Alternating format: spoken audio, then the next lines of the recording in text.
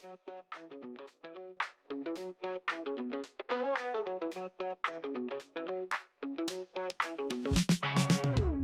to the spot. It's time to ignite. Oh yeah. Operation Hangout. The feeling's just right. Chilling with the crew. We're ready to groove. Opinions flying high. Come on, let's move. Hang out all night long, all night.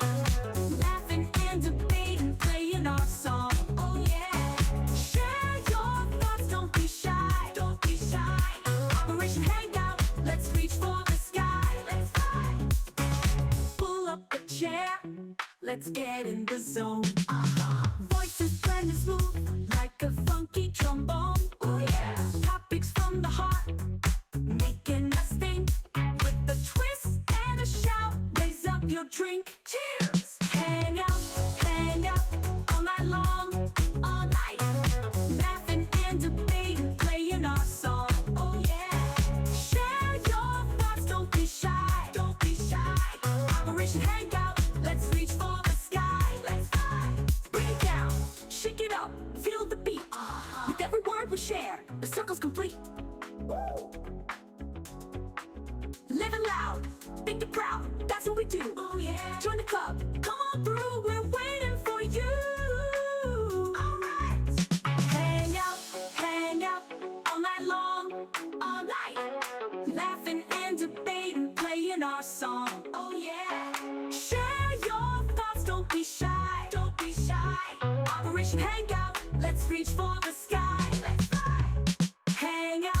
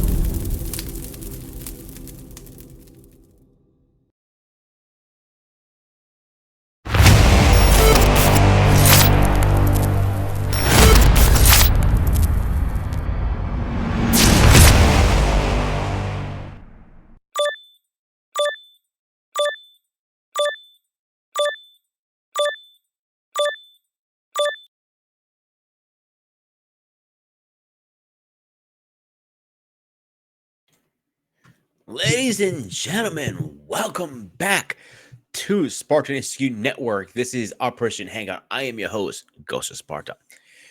Of course, I cannot do this by myself. I got my little trusted helper here. Of course, we know him as Black David, CBN, Bearpaw. At this channel, he's known as Little Groot.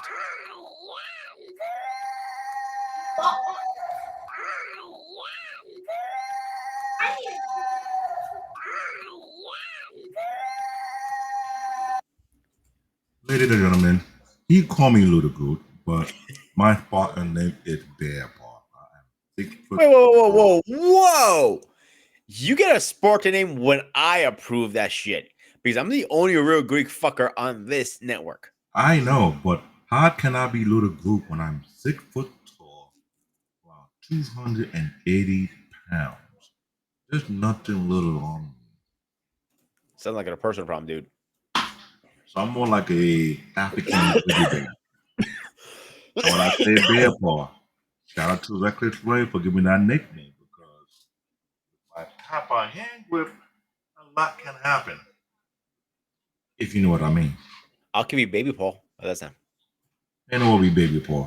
I ain't short. Get that to All right, man, guys.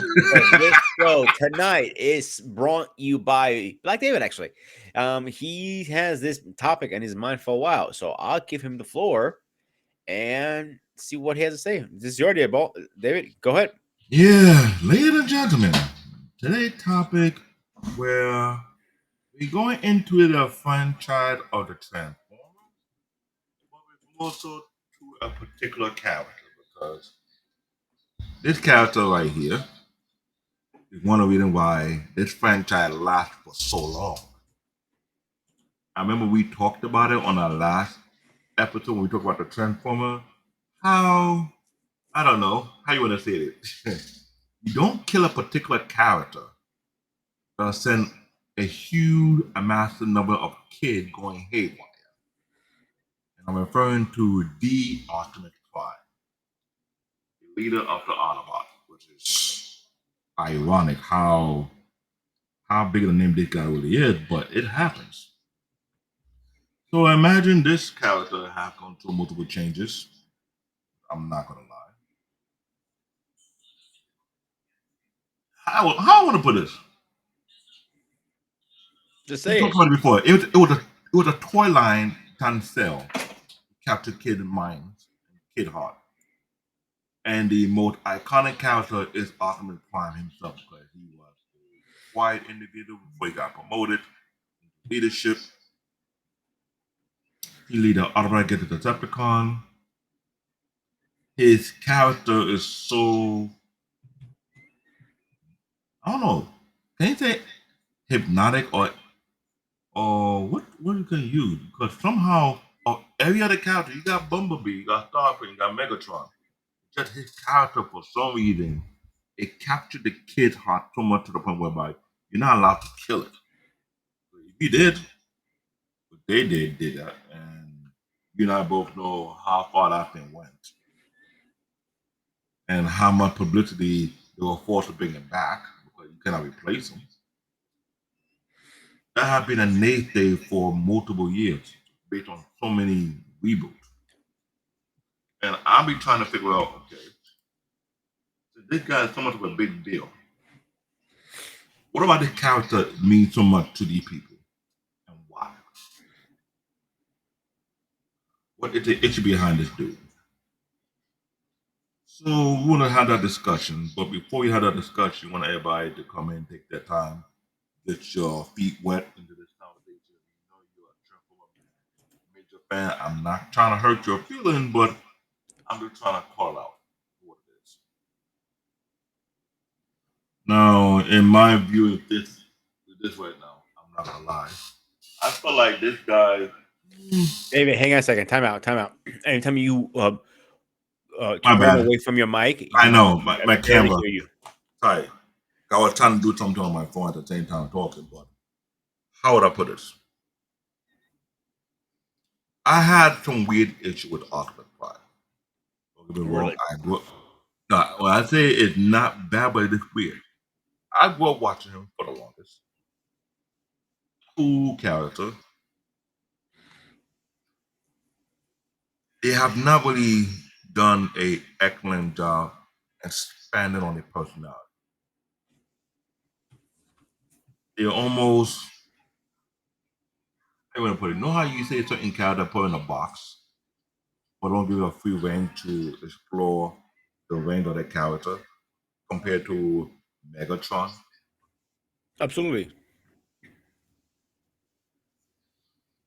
It made Optimus Prime the I hate to say that the ultimate goody two shoe of all characters.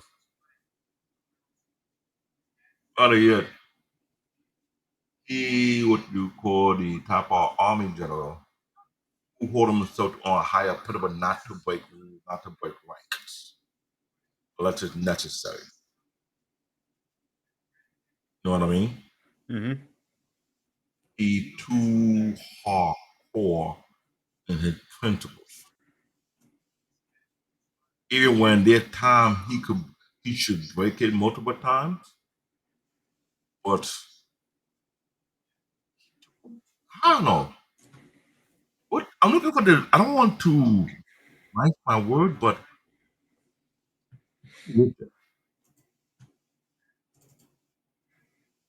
of every other main character in any other anime or cartoon, whatever you want to talk about, complete leadership. He's the only one whereby no matter what, he had to stick to his protocol down to the T. But that's what made him who he was, David. Well, don't get me wrong. It was that character was good. Main character in any it was good during the 80s, right? In the 90s, they only give it a little level of flexibility in the characteristic. In the 2000 and up to date, they just slightly stretch it. With I don't get it. Okay, so are we talking about the movie concept now, or we're just keeping it to I'm the anime? I'm going to looking at all the multiple franchise. I'm just paying attention to detail. It's almost as if Megatron has full range of character exploration. You have seen multiple sides of Megatron, right or wrong. You have seen multiple sides of Star Trek. Hmm. You have seen multiple sides of Ultra Magnus. You have seen multiple sides of Bumblebee, right? Let's be real. Optimus Prime, throughout the multiple remake, reboot, whatever you want to call it, his range is not as expansive like every other character. Am I wrong? In which way are you explaining to me he's not as stretched out, like you said? No fun intended. I didn't say to be stretched out like Diddy. Take that, take that. Okay, now you went too far. Now you get the button. You've reached your limit on talking. Shut the fuck up. I'm saying the only time he got a better range of exploring his personality range, I Okay, found it. personality you're talking about. Okay, his personality is very cold. I think it was the franchise called Transformer Prime because I think that was the only one that it So, allowed him to flex it. so if we're talking about personality, so in the OG 80s cartoon, his personality was like blah, blah, blah, blah. It wasn't. So, The other characters have personality, like Bumblebee and all those guys. You know what I'm saying? right. He was literally like, if you, I wish Rob was on here right now, or Oh boy. CQ, or even King, they'll tell you like a commanding officer. Boom, he was commanding officer from the time he woke up or the time he powered on. In his case, you know, yeah. And Tommy through Powers, his that old dude. age, till he powered off or went to bed, he was a commanding officer. Now, if we're talking about, let's say, the movies for a second, I know you're not a fan of the movies, but you got to give him credit on one thing. Hang on, David.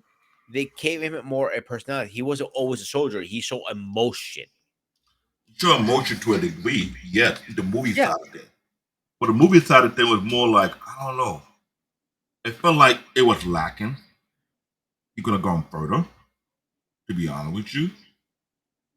And I was questioning, I'm like, dude, what the hell are you doing?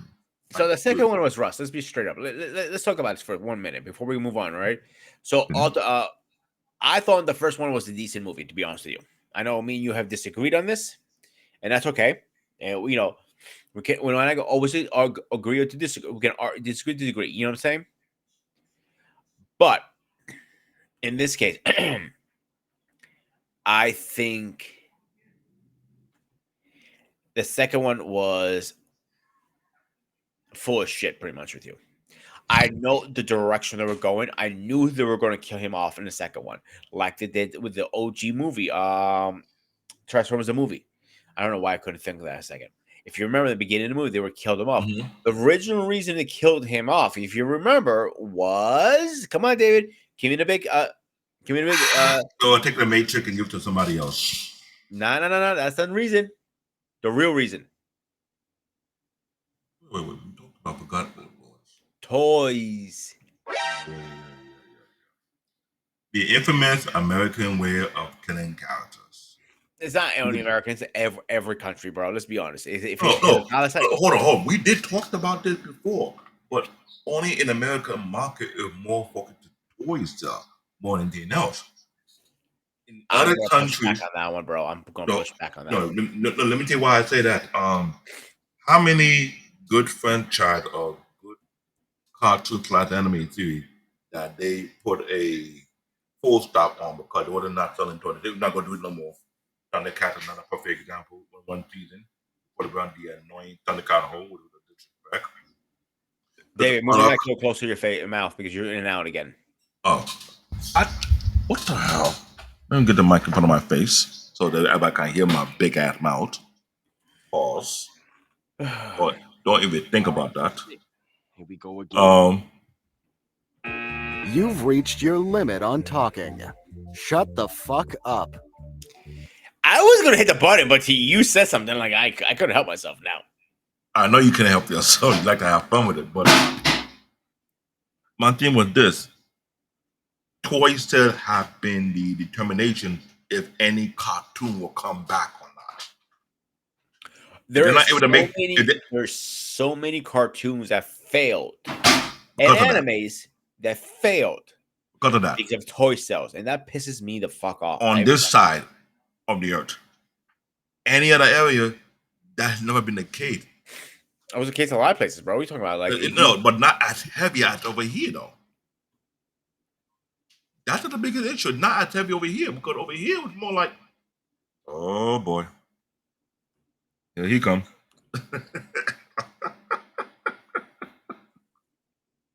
Over here, it's heavy on that. Japan, other country, maybe not so, but they look at the ratings. But not as much. Yes, I'll give you that. But I still think the toy sales, model kits, all that stuff has something to do with it. Zoid's a great example because Zoid is not it didn't pick up as well because of their model kits didn't do that well.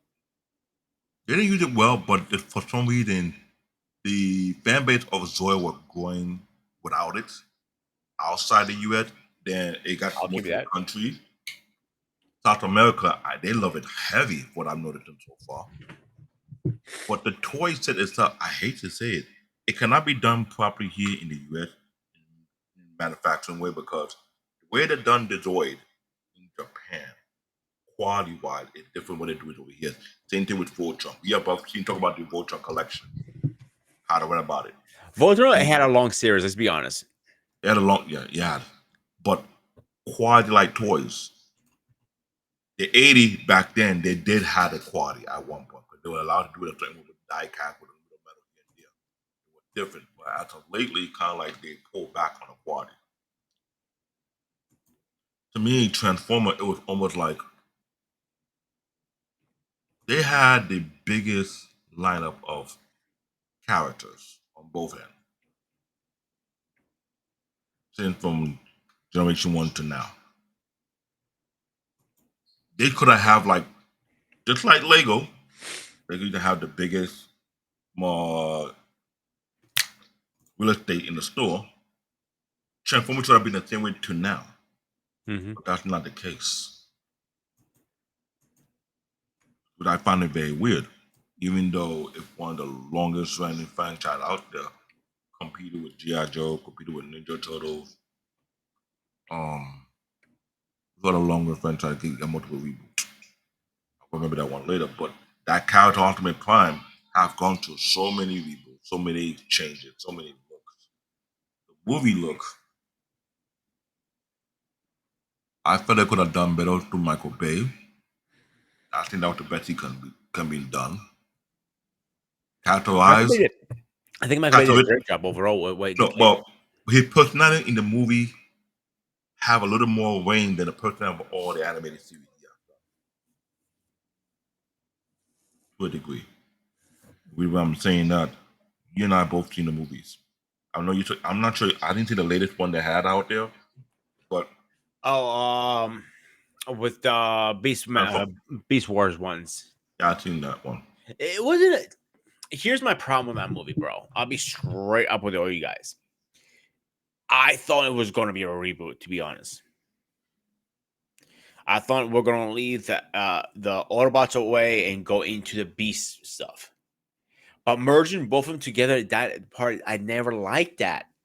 But that's two different universes, two different timelines.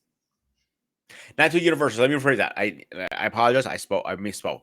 Same time, same universe, but different timelines. One is like 100 years in the future. I think, right, David? Am I right? Timeline? I might be wrong on the timeline, but you know what I'm trying to say. I know you're trying to say, but here's the bad part about it.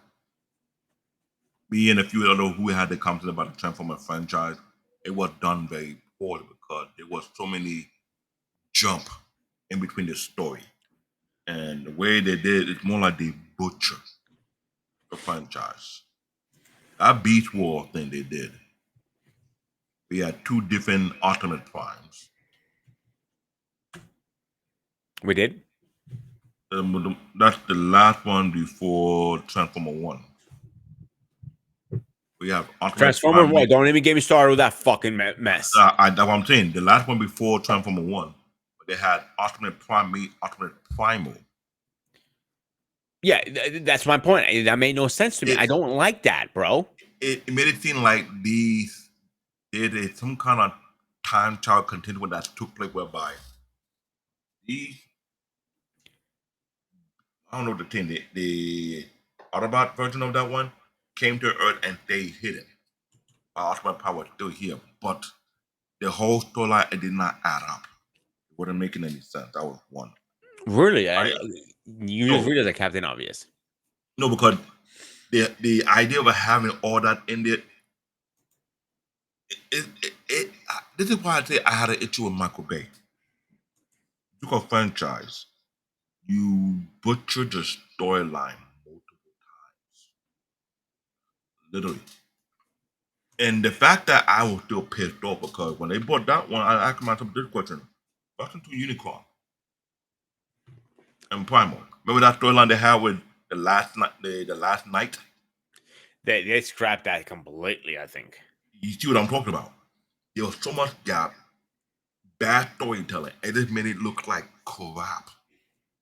So one thing, let's take a step back for a second. Let's forget the movies for 1 minute. All right, let's talk about the Beast Wars, the anime, and not even anime. I can go. That was a CG, right? Yeah, the CG one that was Transformer Prime. That was the best one out of all the reboots.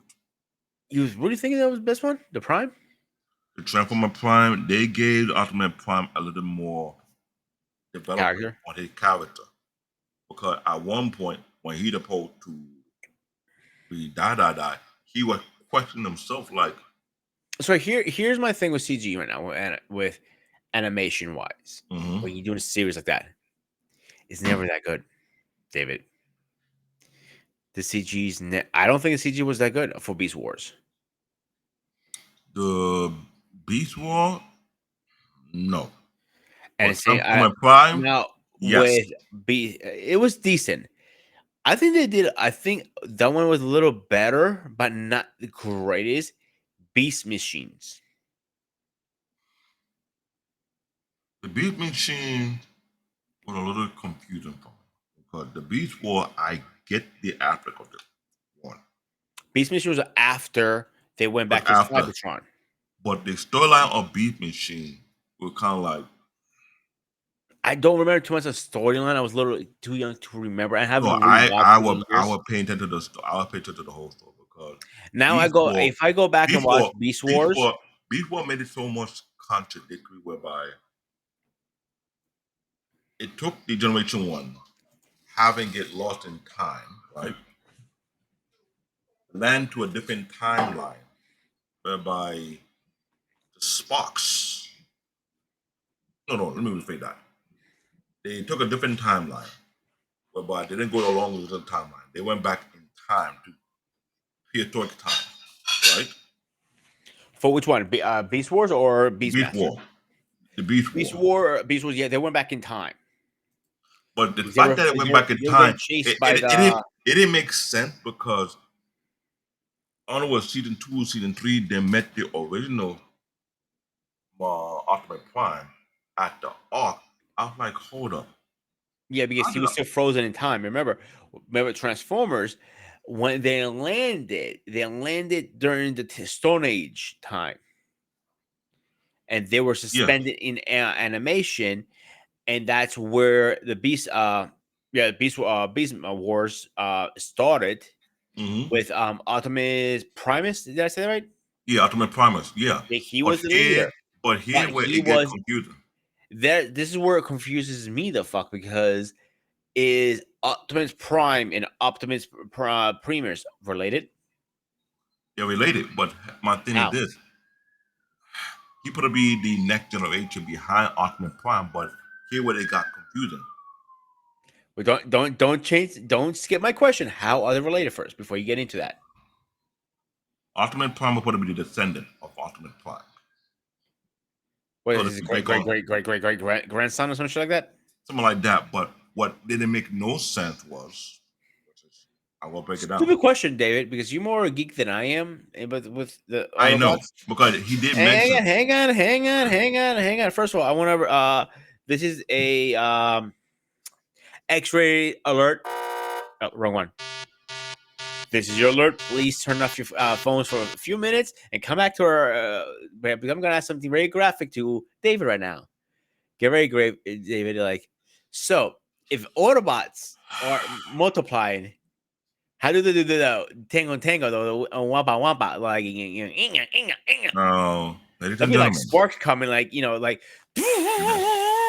ladies and gentlemen, was Ghost or Sparta is actually since How to do the Transformer are nasty. Here's how sentient. they're doing the nasty. I know since Transformer are sentient being, he asked me how the Transformer consummate and produce offspring, meaning how did they get their boogie down? Which I myself know damn well for sure, sentient being and not like human being. Okay, if that was the case, there'd be a lot of electrical spark, electrical fire all over the place. That's number one. Hey, I wonder how they put a rubber around that shit. I'm not gonna act. I'm not gonna think. I don't want Paul Benner come say, Willie, are we going down this route? Yeah, I can see, Oh, Paul, bring it before in, you say back it up, a little to the left, a little bit to the right, come down, oh, lock boy. it in. Because There you go, boy. Go at it. here's the contradiction. Unlike human being, you can't take our soul out and put it into the well and get it back to reincarnation. Optimus Prime and his clan, they talk about the Allspark, right? Remember, they come from a planet called Primus, whereby their creator is known as no. What's the name of the planet again? Cybertron, you talking about? Cybertron. I'm The not. planet called Cybertron, right? But ironically, the planet itself is a transformer known as Primus. Yeah, because that's where if you play the what game is it? The War of Cybertron. It goes in detail of that. And now in that Transformer Prime, talk about how when they brought back the Autobot to Cybertron, that's when the arch enemy called Unicron take notice of that and was trying to consume Primal, which is actually what a huge planet itself. But Unicron was a planet of destruction, devouring other planets. It's almost like they made a Marvel version of Galacticus. That's how you consider it. It's funny. Even Death Battle did a battle between Galacticus versus Unicorn. I don't know. It's funny. But you talk about Primer, who is the creator of the Autobot, which also is a planet called Cybertron. Whereby when their spark leave their body, it go back to the Orwell, which is the Allspark. So to reproduce, it's kind of like even I'm not gonna lie, elementary school we asked that thing. Dumb question. How do they? Because there's no place. What do they plug the socket by the power cord into? You know what to do that with? That would be a joke, but that's not possible. Yeah, I'm just curious how it's a common question. The thing I'm not saying I don't know I know that question have been asked in elementary school back in the 80s, to the 90s, to the 2000s. But we had to fall back into what the genetic, what they're built up. Sentient being, deal with an electrical spark. It can go from one body. Imagine you could take a spark from one body and put it in another body. Something we can't do in the human flesh. So in logic sense, you can't expect them to do similar function that a human being would do. Plus, let's be real, they can replace their arm anytime, any day. Can we replace our arm in that type of fashion? No, I'm not even gonna try. But believe me, that would be I'm just comical. imagine the process of put a rubber on the damn thing. Like I said, if you have electrical fire hose to knock out electrical fire, have it on the side. You're not gonna have a bunch of electric fire all over the country. But you want to get it on. Well, technically, Cybertron is made out of metal, so it won't be electrical fire. Yeah, and they out of space, so don't worry about air because they don't need air to breathe. Unlike us. That's one part. My issue is the generation part about it. It's almost as if the spark regenerate or recycle itself. Mm-hmm. But what I was trying to call out, if you catch on, they found Generation 1 Optimus Prime in the Ark, the original Ark, that crash landed into that planet, probably planet Earth. Right? Question is, are they saying that this happened? They're talking about what happened in Generation 1 and not actually Generation 1, meaning the Beast War came at the time when both the Ark and the Genesis, so the Megatron, no, not Megatron, the Decepticon spaceship, the Genesis, both crashed land and they were in a deep slumber. Oh no, how long? So here's a couple of my issues right now. All right, because I let you have the floor for a minute, but now I got this guy has to talk for a minute. So Beast Wars chronologically order line made sense and did not make sense at the same time. Bingo. They kind of like, hey, Yeah, hey? Bing, you right there, you hit it on the nail because Yeah. I was watching that 2 years ago. I was questioning, I'm like, hold on, something's not adding up. When you first watched Generation back in the 80s, you told how they came and crash land and they woke up. Are you saying they crash land ages ago and with a deep slumber? Is that what you're telling us? Because look at Beast War and look at Generation 1. Something wasn't adding up. I know. It showed that they crash land and they didn't go to sleep. They survived the crash land to scope out what's going on around them. David, before we go, I want to welcome our new chat person I haven't seen. Here, show you welcome to the show. This is the Spartan Execute Network Operation Hangout. We talk about all pop culture stuff. He mumbles around, I correct him. Simple. Okay. Okay, I'll let's take get back to the that. topic for a second. So the timeline made sense and didn't make sense. So then going back in the future, cool. I'm cool with that part. Even going back watching it as an adult now, it's painful.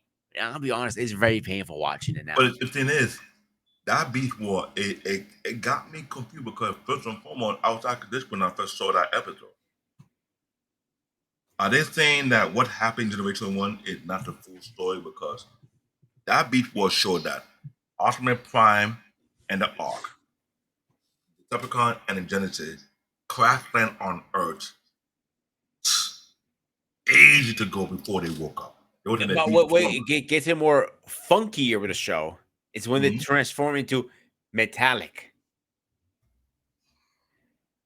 Well, Then they go even a step further. What was it called back then? Metallic. First were metallic because a few of the Autobot and the Decepticon got affected by some kind of alien metal that came in. That mixed with their Forget, spark. because that Earth at the time was infested by aliens. Bingo. That's what it was saying. That part didn't make no goddamn sense. Like, okay, Cheetah got the transformation.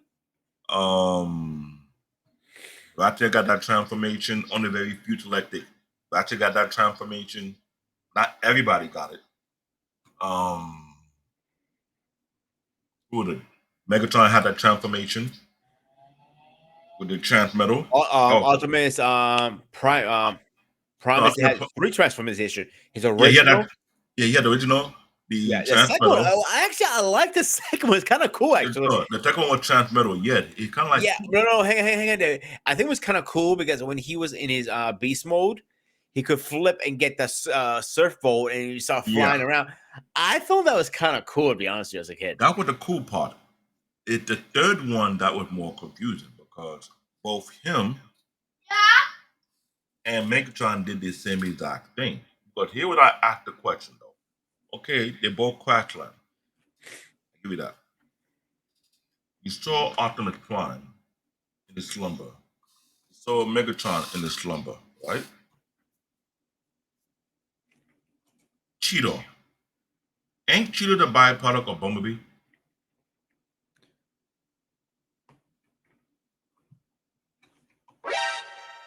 Say again.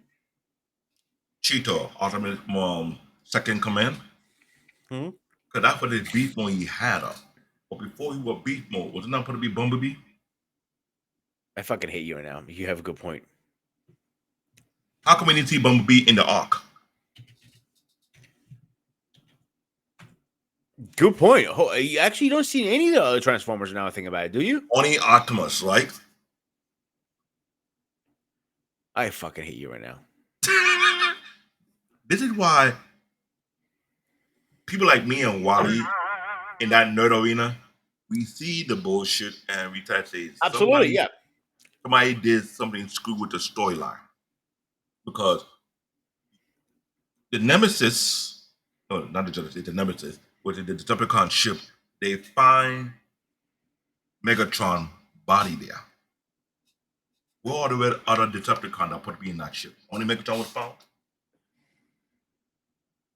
Huh. The same thing applied to Optimus Prime. They found Optimus Prime body in the arc, but he didn't go by himself. He had a team. Where the team at?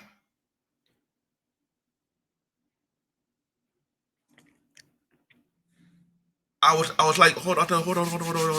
So Well, hey, I got a question here. Just popped in my head. All right, and maybe you can answer this better. Right?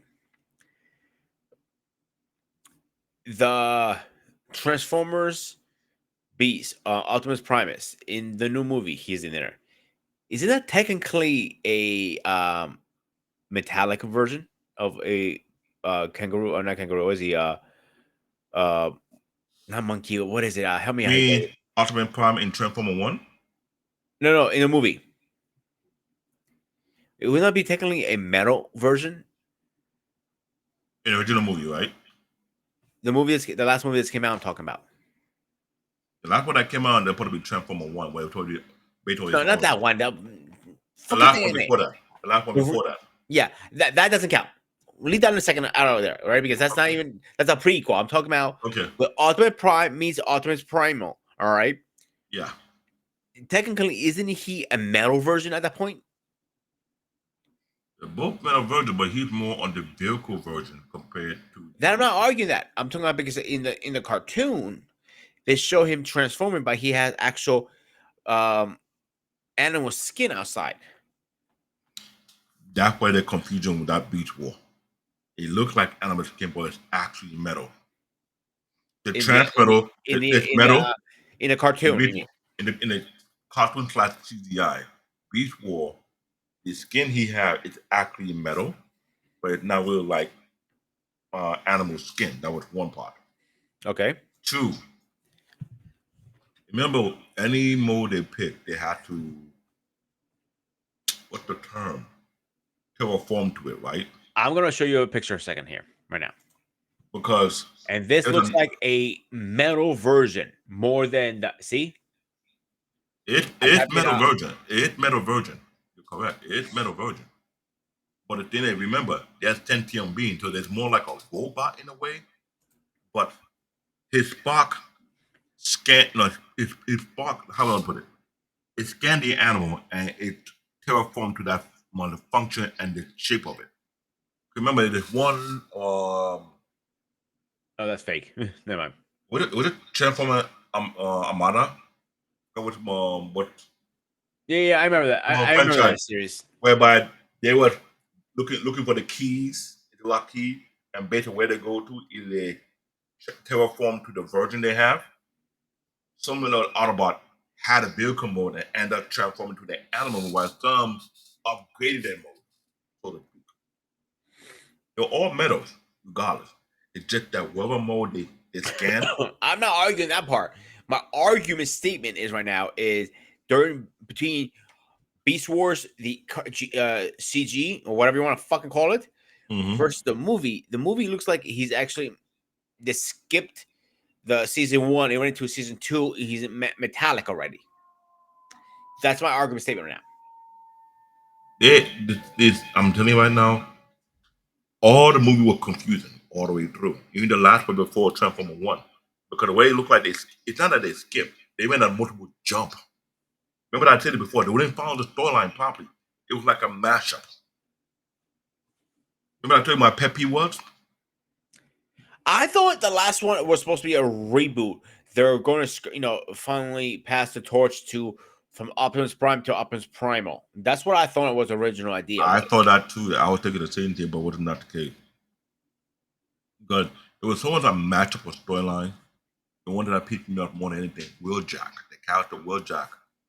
Emma, who grew up watching Transformers, that character Wheeljack was always a scientist, number one, but also his vehicle was a sport car.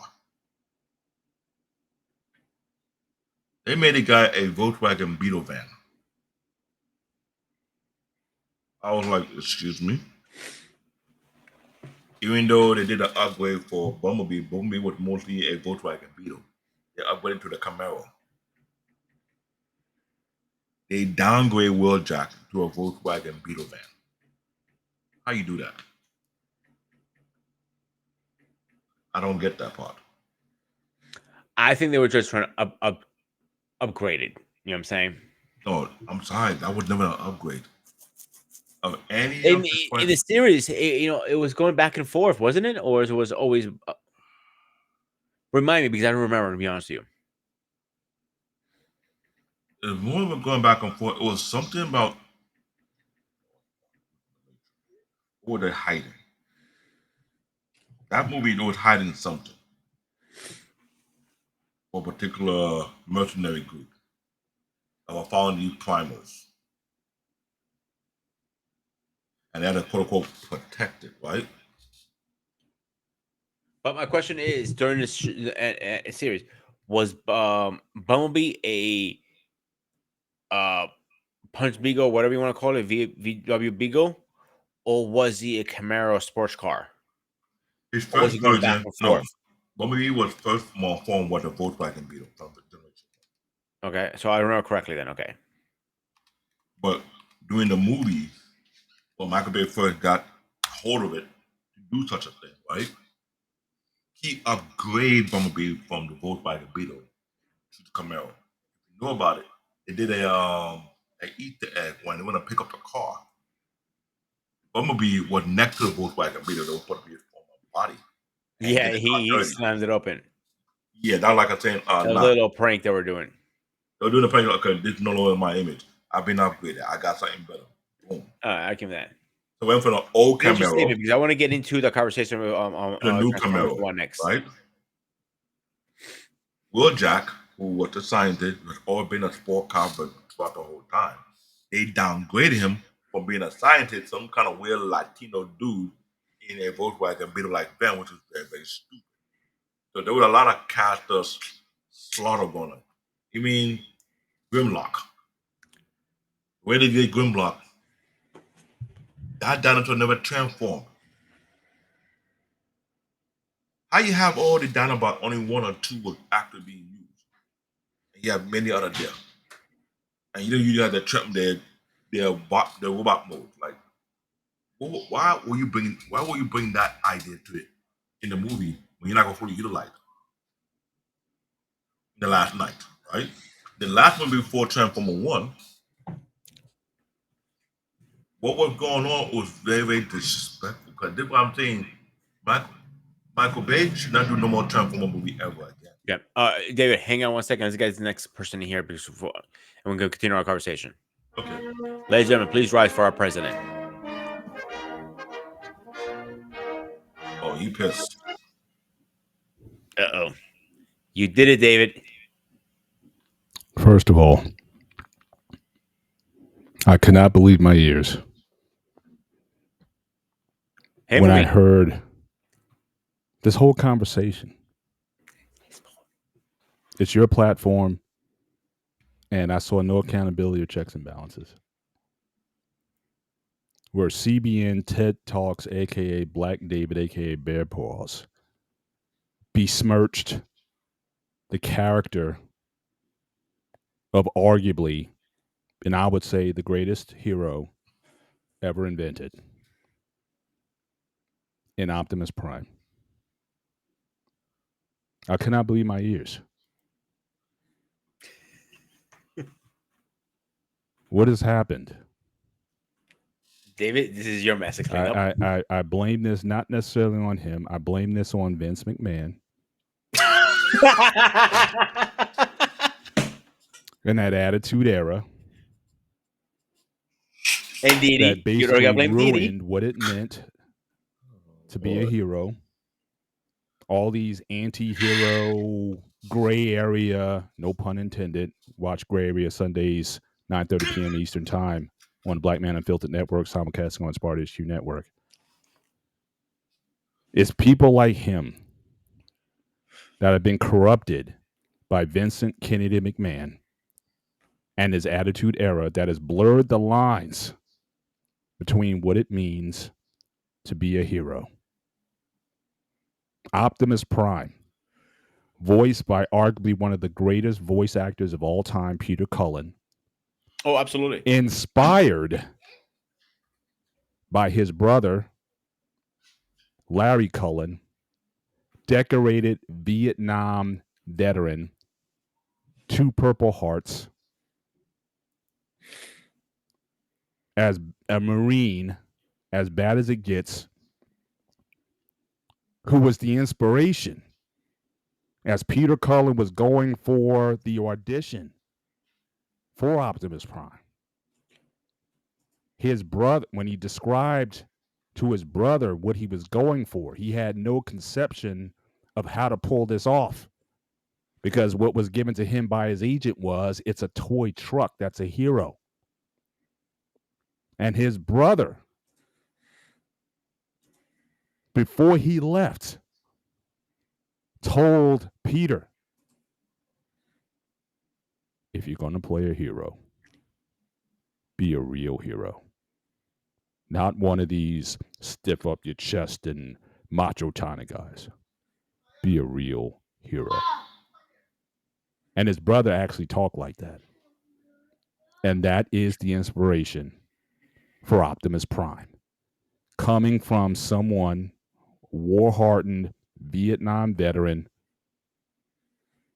and yet the audacity, the temerity, the unmitigated gall of Mr. Bearpaw, Mr. David, Mr. Iene, to besmirch, saying that he's basically one-dimensional. That, oh, Megatron and Starscream have more fun. He is arguably the greatest hero ever created. Better than Superman. Better than Aslan from Chronicles of Narnia.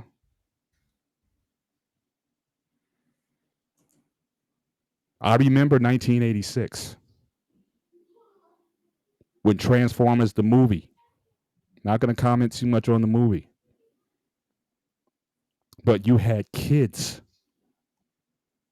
in therapy because they killed off, I'm just going to say it, the greatest hero, fictional hero ever created.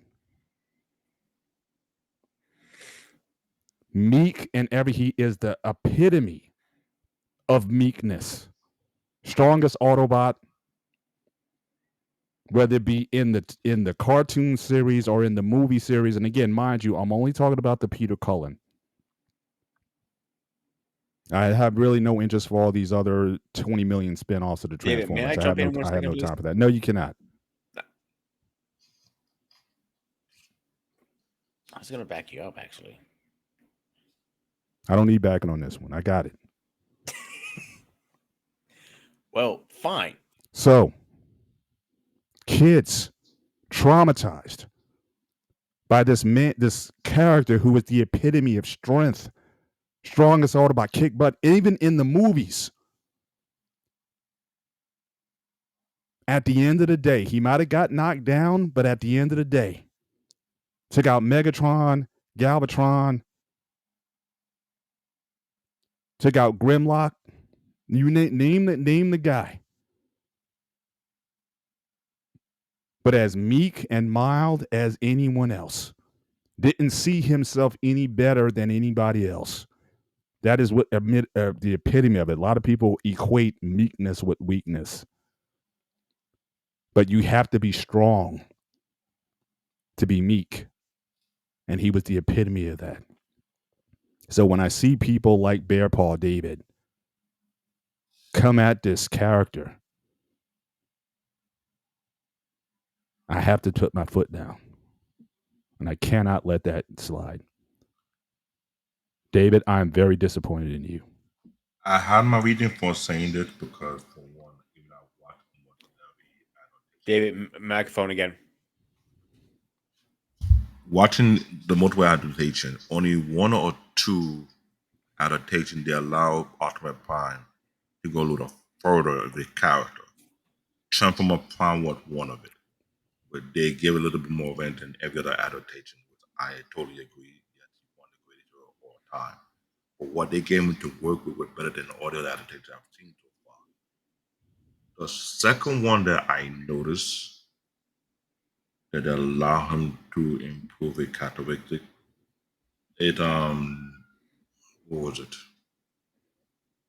I can't remember the other one because I still have an issue with the movies. I found out it could have been a better storyline to really flush out his character properly.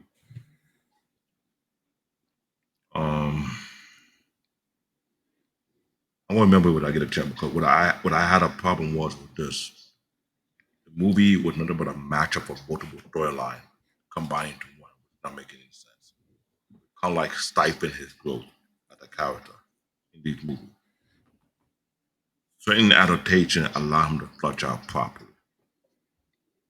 Transformer Power on the top of the list. The Beast War thing, what I was explaining to Peter, Ghost of Sparta, there's a lot of contradiction in the play of it. I did not like that.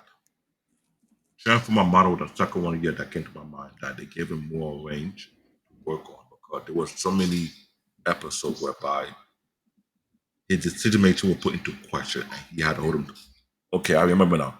There was a series they did on Netflix, more like a conflicting story of after the war was over and he turned the leadership over to Autobot Prime and he stepped away. That range of character they gave him will allow me to see Optimus Prime in his true nature and true color. But I give him credit for. That was the only one. Transformer Prime and that movie like series they were doing on what happened after the war was over when both Optimus Prime and Megatron walked away. Let alone trying to rebuild the Cabana War. That was it. The Cabana War. That characteristic growth they give Optimus Prime allow me to see Optimus Prime how he's meant to be. We were very, very unique. I understand why Mr. Paul said what he said. But if you have watched all the adaptations or most of the adaptations I've seen so far, only very few give him a better range. David, what's can I in the jump in here 1 second, please? Yeah. One thing I want to back up Paul is Peter, can't pronounce his last name. Cullen. He's one of the most few that I know has come back multiple times to revive his character. He's the only voice that I ever heard doing Optimus Prime over and over and over and over and over. So you gotta give him credit for the actor. He's good. He's really fucking good. The voice actor. That's all I was gonna say before. And you can make a case that and again, I'm playing with you, David. I mean, having fun with you tonight. You But came serious, you can- but bro, you can for a make minute it- there, you I can thought you make were the an real argument. president. Sometimes you have to put down some authority. Let people know who's boss here. But I would say that certainly I agree that like I said, I think the franchise has been so watered down. It's like there's definitely, I think there's significant Transformers fatigue. But again, what I always found, what kept Transformers where it was, again, the constant thread is Peter Cullen. Because I don't think Peter Cullen would go into a script and say, okay, well, look, we're going this direction and whatnot. If it didn't sound like or feel like Prime, I don't think he would even do it. Because again, what you're hearing through Peter Cullen, the character itself, is his brother Larry. And again, he remembered what his brother told him, and again, the rest is history. So you want to talk about being inspired by somebody, and how 40 something, almost 50 years later, we're still talking about this franchise. It's because of that. That's why I was a little bit disappointed that Transformers 1 didn't have Cullen in it. Because again, you have to, again, that there's something about, again, the voice, there's something about the character, there's something about, there's a presence. I remember I had an English teacher back in high school. His name was Mr. Bailey. He was 6'6", wore a 3-piece suit to work every day. And he had, again, this sort of commanding voice. Mr. Bennett. He would address everybody by, as students, as Mr. Bennett, Mr. Johnson. It was commanding. It was almost like Darth Vader's voice, kind of, to an extent. But he had the respect. Didn't matter how bad the kid was. And it was not like he didn't have to raise his voice. He had such a commanding presence about him that you just were just moved, like you had to respect the man. And so again, with Prime, you kind of have that similar energy. So I think that the series where Peter Cullen was present is what kept the series afloat all this time. All these other incarnations, I think, have essentially brought the series down. And again, he can't live forever. Mm-hmm. The voice is going to fail at some point. It's already, here recent interviews is already kind of on the weaker side, and they probably have to do some sort of augmentation to get it up there to where it is now. I know they, with this AI stuff, they're starting to get pretty good at being able to do voice. That's one of the things that in just computer tech in general, even though all this science fiction talks about it, right? But they still haven't done full voice mimicry yet. It's close, but they still haven't been able to really get the fluidity quite down yet. It still kind of sounds robotic or not unnatural. That's one of the hardest things to do. But when you talk about Terminator or anything else, how many times we see this, the idea of voice mimicry or whatever, like, oh, it's so simple, but it's not technically, at least not yet. But again, every place he's been involved has been the best of the series. So again, like I said, when I talk about Transformers, that's really the only thing I talk about. All the other incarnations, it's not Transformers to me. Even though with the actor who played Megatron, now it's the same voice actor, but David Bay, he didn't want the voice he did in the cartoon to be the same voice in the movies. I think that was a mistake. Because again, even back then, that I never saw Megatron, no matter how they drew him or whatever. I never said that's Megatron. It could be Galvatron. It could be someone else. But I thought that was a big mistake because how successful Peter's voice was. You should have brought that back. And they didn't do it. And I thought they would have been even better. But it's especially for the OGs who watched the cartoons growing up. I think there's a comfort certainly in the voice of Prime. And there's also a menace in Megatron's voice, especially again from the cartoon series, that I think was missing, where you would have brought in the OGs as well as the young folks who never saw that stuff growing up. But again, keeping continuity. You had a great thing. You went off the rails in season 3. Well, certainly post the movie, and then season 3 was, not to the standard. And I think they haven't really recovered from that. But again, the best thing about Transformers is Peter Cullen and what he brings, not just his voice, but his presence into Prime. And that kind of level sets everything else. That's like a security that makes, you can bring in different robots, you can bring in different characters and all this kind of stuff. But I think that's the glue that holds everything together. And again, when he does, like I said, eventually as his role gets diminished and if they can't replace the voice, I just don't see a future for this franchise in the current form. You can't. It's only so many times you could just kind of revive something, and you can't do it. But what the reason for their success has been, I would say, singular to one person, and that is him. Now, when I was saying this before, right? You look at Transformer Combiner War, you can watch it on Netflix, Amazon Prime Video, Apple TV Plus.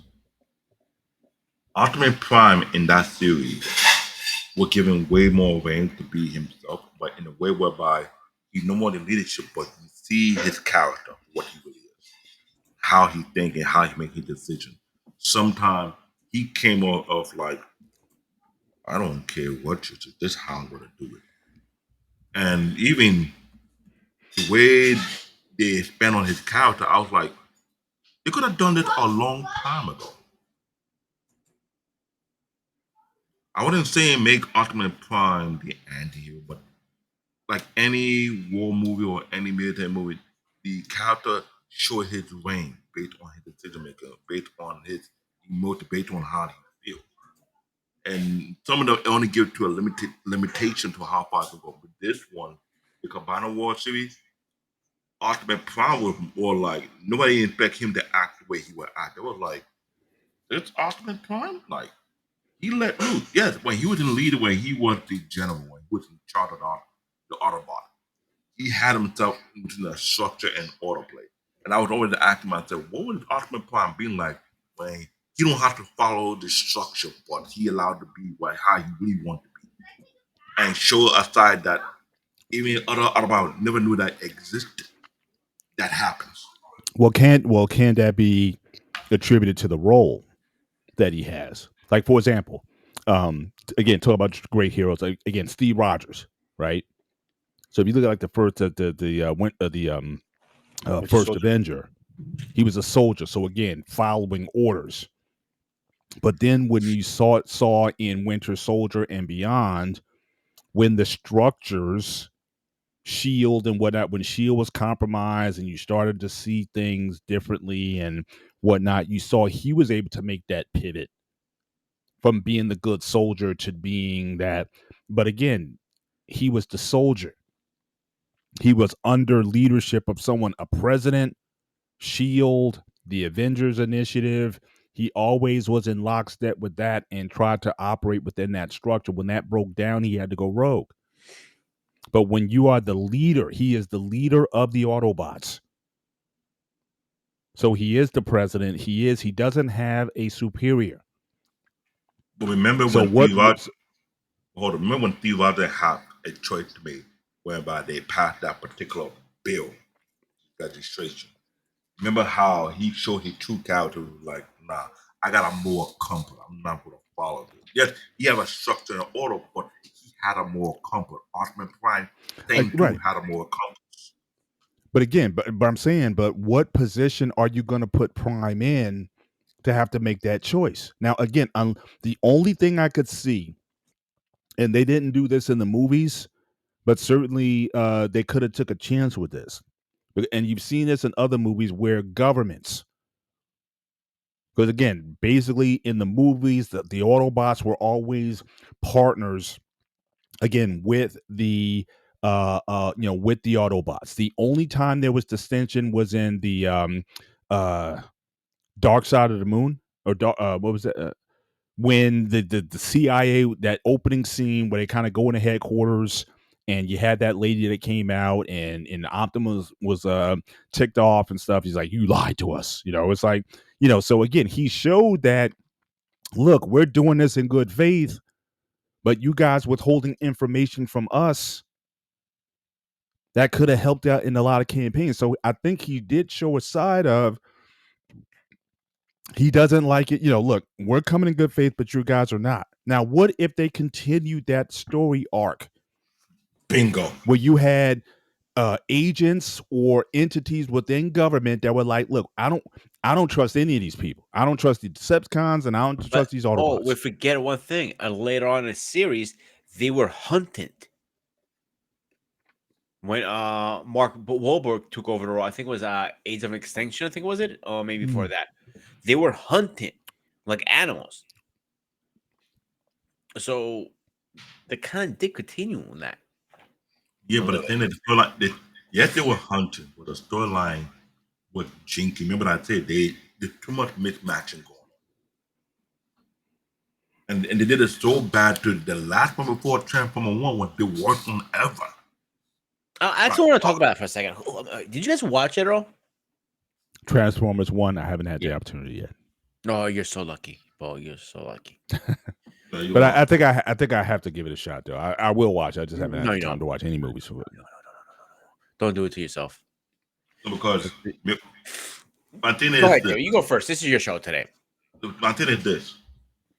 I like who Optimus Prime is, and I always know that you put him in the position whereby his moral is being challenged and the hierarchy have been sabotaged.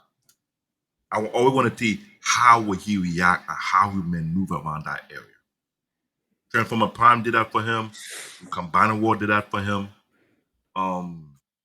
It allowed him to get more range to be what he's meant to be.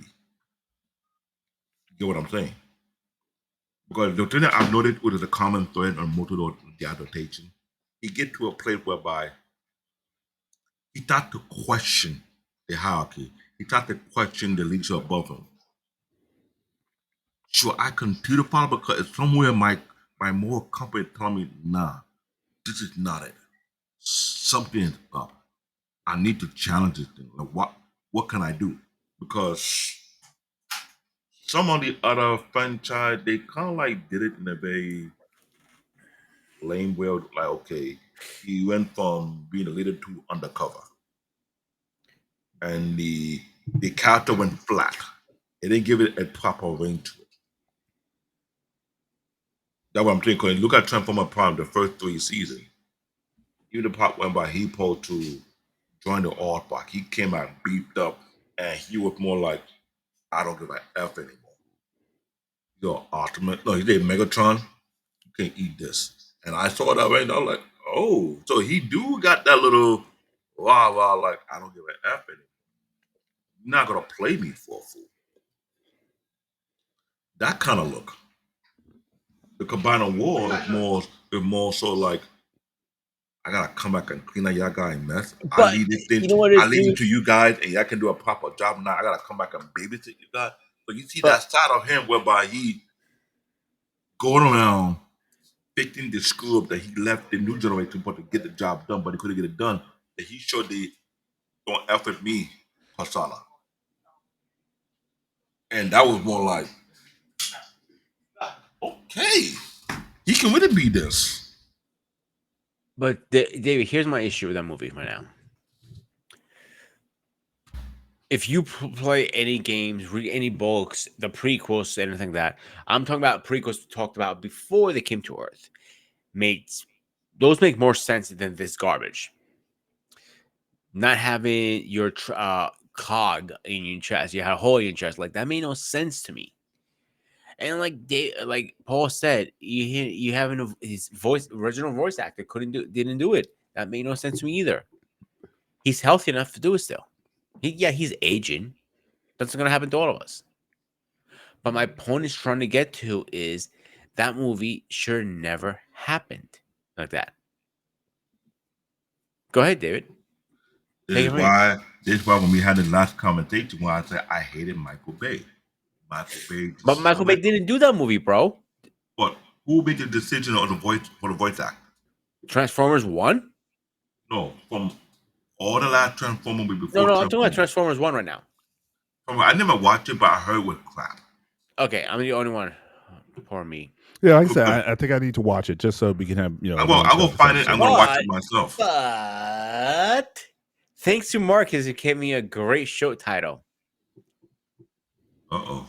We do another versus, guys.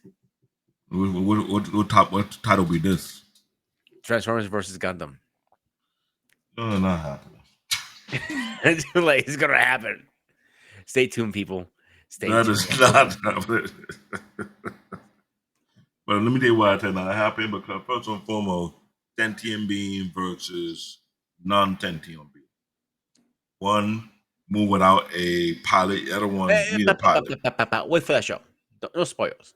Okay. Oh, I'm gonna hit the button. Okay. That's But my my thought. thing is this. I don't like when certain people given a project to do the franchise and not follows through for what made it iconic, and they want to do their own twist, and the twist is not what is needed. Because when I was breaking down the confusion, right, of that Beast War thing, imagine how to do the same thing on that last movie, The Rise of the Beast War. Why were you doing unnecessary downgrade of certain characters? For what purpose? I mean, that was a slap. And I'm trying to figure out what excuse did he have for that.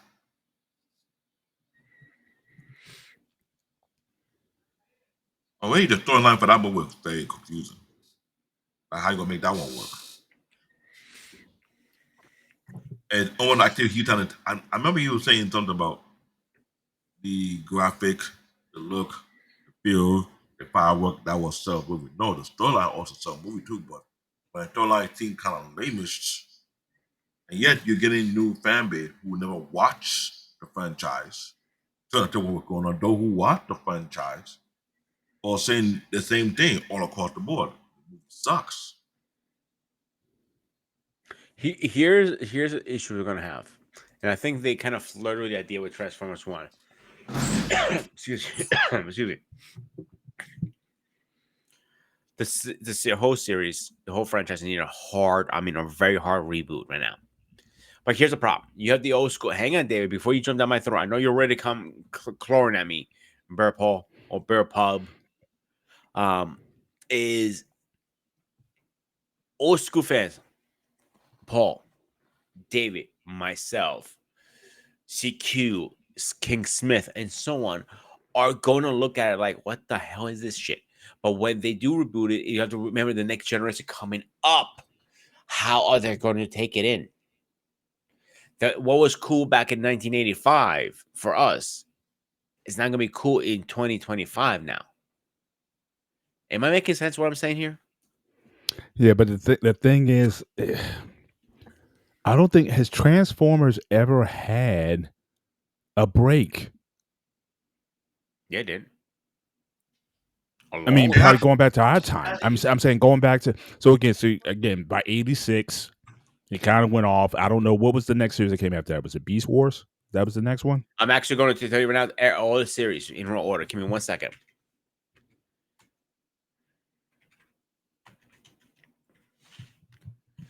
All right, so no, damn it, he wanted to do that. All right, here we go. Oh, Bubba.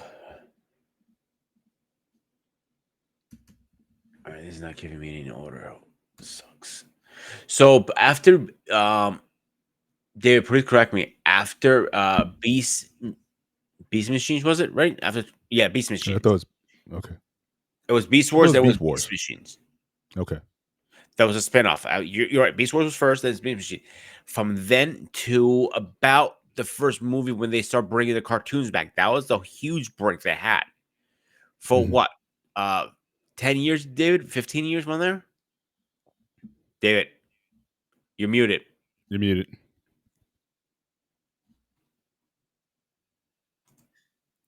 Try now. David? Give me a second. Oh, Can you hear me now? Can you hear me now? Yes. Yeah. Yes. Are you referring to the live action movie or the animated series? Which one? The anime stuff I'm talking about now. Okay, animated series. I'm about to read out what I've seen. I'll Google it. They say the Transformer One, that Generation One, went from 1984 to 1971, right? Move the mic close to your face. From 1987, the Beach War that came in 1996 to 1999. So that's a huge break from 1987 to 1996, right? Mhm. And the Unicorn trilogy, they didn't put the year for that one. Transformer Prime was done in 2010 to 2013, right? Prime. After that, No, you forget. Transform. Amar was Armada. I oh, didn't. Yeah, that's. Oh yeah, that's Unicorn. That's the Armada, oh Energon, two it and that came out. Cybertron. That part of all them. They didn't put the year on that one. I don't know why they have. That was O2 on my side. I'm seeing it right now. Okay, O2. So yeah, Transformer Prime, the CGI version, that was 2010 to 2013.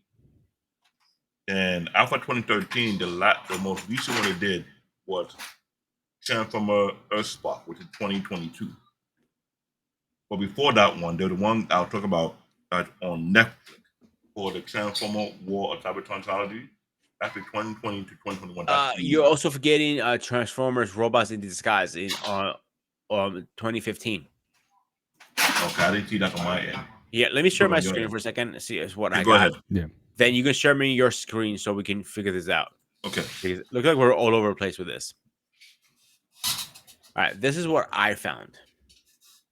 And I did a typical Transformers series order, cartoon, nothing special. So it's not in order. So apologize on that part. So you got Generation down here, uh, Prime and War trilogy. That I don't remember watching that at all. Can't speak on that.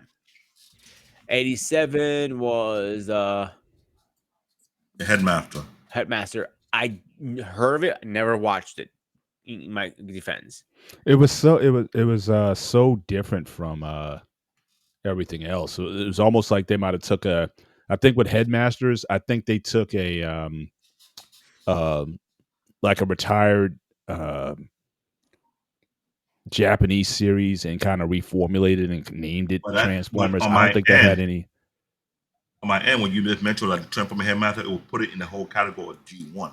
It kind of had a part of G1, Generation 1. But that was from 1984 to 1987. see my problem with my list. It has the movies mixed in here. If you see, like I last see. night, that's you know what I'm saying. So my list is not correct on Google. I'll give them that. And the But Transformer Animated, I didn't see that part on my end. yeah, it's a lot of them. They're I'm looking at them like, okay, this is not. But robots, rescue robots. I knew that was a thing for a while. That was You know, a like diversion for 2011. little kids. That was the adolescent version for Transformers they were doing at that time. But what they were trying to follow through is the gap in between because remember they want to talk about the Cabana War. Hey, can I share? Can I share mine? Go ahead. Screen. Go ahead. Yeah, go ahead. Go ahead. I'll give you permission once I get the okay. There was some break in between, but what I'm thinking about it is more like the production company who were doing. Okay, there you go. All right, this makes more sense now. Okay. Mr. President to the rescue, like always. All right. So Generation 1. So yeah, I mean, so from 84 to 87, and then you correct. had. So again, I mean, there's not a lot of breaks here. Certainly from 84, certainly to 90, pretty consistent. Then you had a 3-year period from Transformers Zone, I don't which was remember a that one. Japanese series, to Transformers Generation 2. Then you get into the Beast era from 1996. Again, another 3-year period. Mhm. And then again, you have a pretty much a continuity again through the 2000s. Then the Unicron trailer with David referred to, Armada, Energon, and Cybertron, again Mhm. all together. And again, so now you're getting also into the movie era here. So again, I think 2007 was the Mhm. first movie. Mhm. So concurrently with with these animated series, Transformers Animated and Cyber Missions, you had the movie franchise start, and that was a part of it all the way up through last year. So the earlier point that I was making was we really haven't had a significant break from Transformers, period, It's true. of any length, even in these periods where there was like a 3-year gap here between the series and whatnot. You still had these going on or people will, or certainly either these went to syndication or they were still there. So we never had a break from anything. And the Beast, So the Beast era, I didn't realize it was like Beast War Neo. I was like, whoa, where'd that one come from? There's a lot on this list that we probably haven't seen because overseas they might went to yeah, see Japan. a lot of these Europe. again. There was a lot of Japanese series that may not have aired certainly within so it's produced by TV Tokyo, Ashi Productions, or whatnot.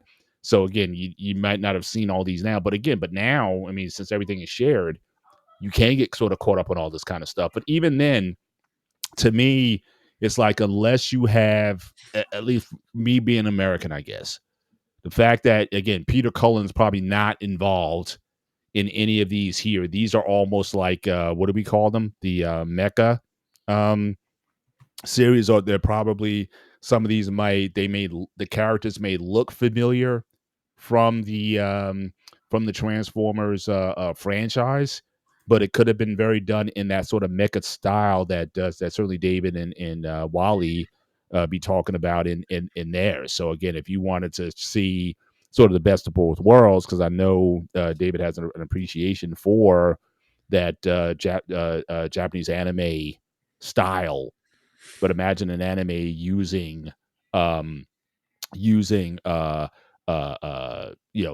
Transformers, as the models there. So I mean that could be your if you haven't seen some of these, David, that could be that could here's another one. Beast Wars 2 Super Life Form Transformers. So again, this could be kind of what you're looking for. This one here, this is a movie. Beast Wars 2 Lio Convoys Close Call. So I mean, if I were you, I would take an I will interest in look into seeing it some of because these. they're the franchise game that under the Transformer franchise half hour called Transformer Earth War. And what I've Mm, been noticing, they've been adding characters from all of the Transformer franchise and they throw into the game bit by bit because there are a lot to work with. And I've seen some characters that I'm totally unfamiliar with, and I realize it comes from a different franchise that's not done in the US as well. When I talk about the Transformer Prime, that's the one from 2010 to 2013. yeah, That was going for a good 3 years so, right? yeah, They get Optimus Prime a different characteristic. right, Now, all the other one behind that one, if you start to notice, Transformer Robot, that was the reboot for the adolescent. Transformer Go was a joke. Transformer Prime Beach War Beach Hunter, it was supposed to be another season. But some parent reading that with a pushback, but they're not going to do it. They're going to do it instead. Because for one choice, there was an issue behind that. So I went down to that. What about In Disguise? That's the animated series that they almost went straight to Netflix. I think it did went to Netflix, didn't It it? went to Netflix, but not all the seasons uploaded it. They had like one or two seasons, and the rest was taken off. The Robot, the Rescue Bot Academy, another thing. I think that was on Netflix, but not where it Oh. is. What I was telling you about that they give Optimus Prime a range of character with the Cabana War, with the Prime War trilogy, Titan Return, and Empower the Prime. That was completely different. Transformer Cyberverse is more so like more on Bumblebee side, where Optimus Prime make a guest appearance every now and then. War Cybertron trilogy, all these other ones. The last one, Earthspark, it's on Netflix. They finished season one, season two about to come out already. right. And And they make David, some And good they a don't money. even lot of list this stuff. Transformers 1 here though. Now for the movie, you got to go. I think Again, but that would count. I mean, they had movies that were certainly in here, but why Transformers 1 isn't listed in this list here? But again, add that to it from last year. So but my overall point is, again, we have been, there's been plenty of Transformers, 1,285 episodes goddamn. from all of these properties, from all these properties here. So again, we haven't had you talk about doing a reset. How many times are you going to reset? Or what could you add that hasn't been added before, unless you did something like I said, if the movies wanted to do something a bit more, and I know Peter, you said they kind of did that with one where they were kind of being hunted, but a real kind of Civil War or Winter Soldier type of thing, where it's like really that's going to have them operating differently. I don't know I can how get behind that. I can get how behind many that. how much juice can you really get out of this thing? I mean, I say retired for 5 years, period, and just let things kind of simmer down. But it's like every year they have to come up with something that is that's there. So I mean, that's I can stop sharing As my much screen. as I agree 100% what you're saying, Paul, the problem is right now it's too hot to pause it. It's way too hot right now. But too hot for who? Because the three of us who basically live in Cybertron, like we have no interest. Maybe, like I said, David, he may want to go back and watch again some of those Japanese productions that again that we didn't get a chance to see. Certainly not here on U.S. television.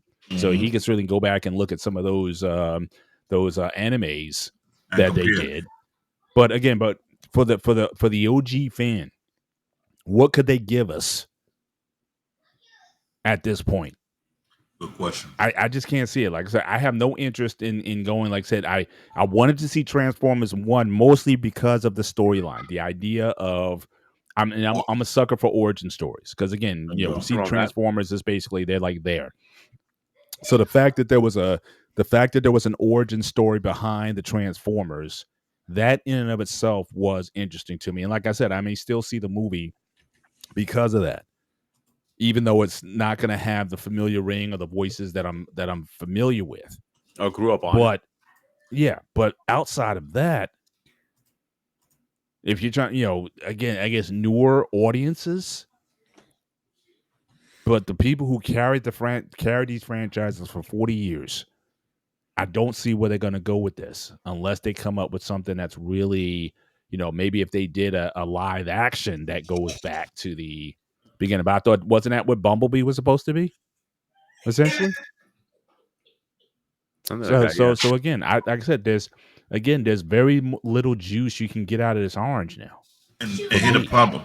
The live action version where they did the movie, they did a complete matchup of the storyline was totally uncalled for. Because let's be real, from the first movie, right?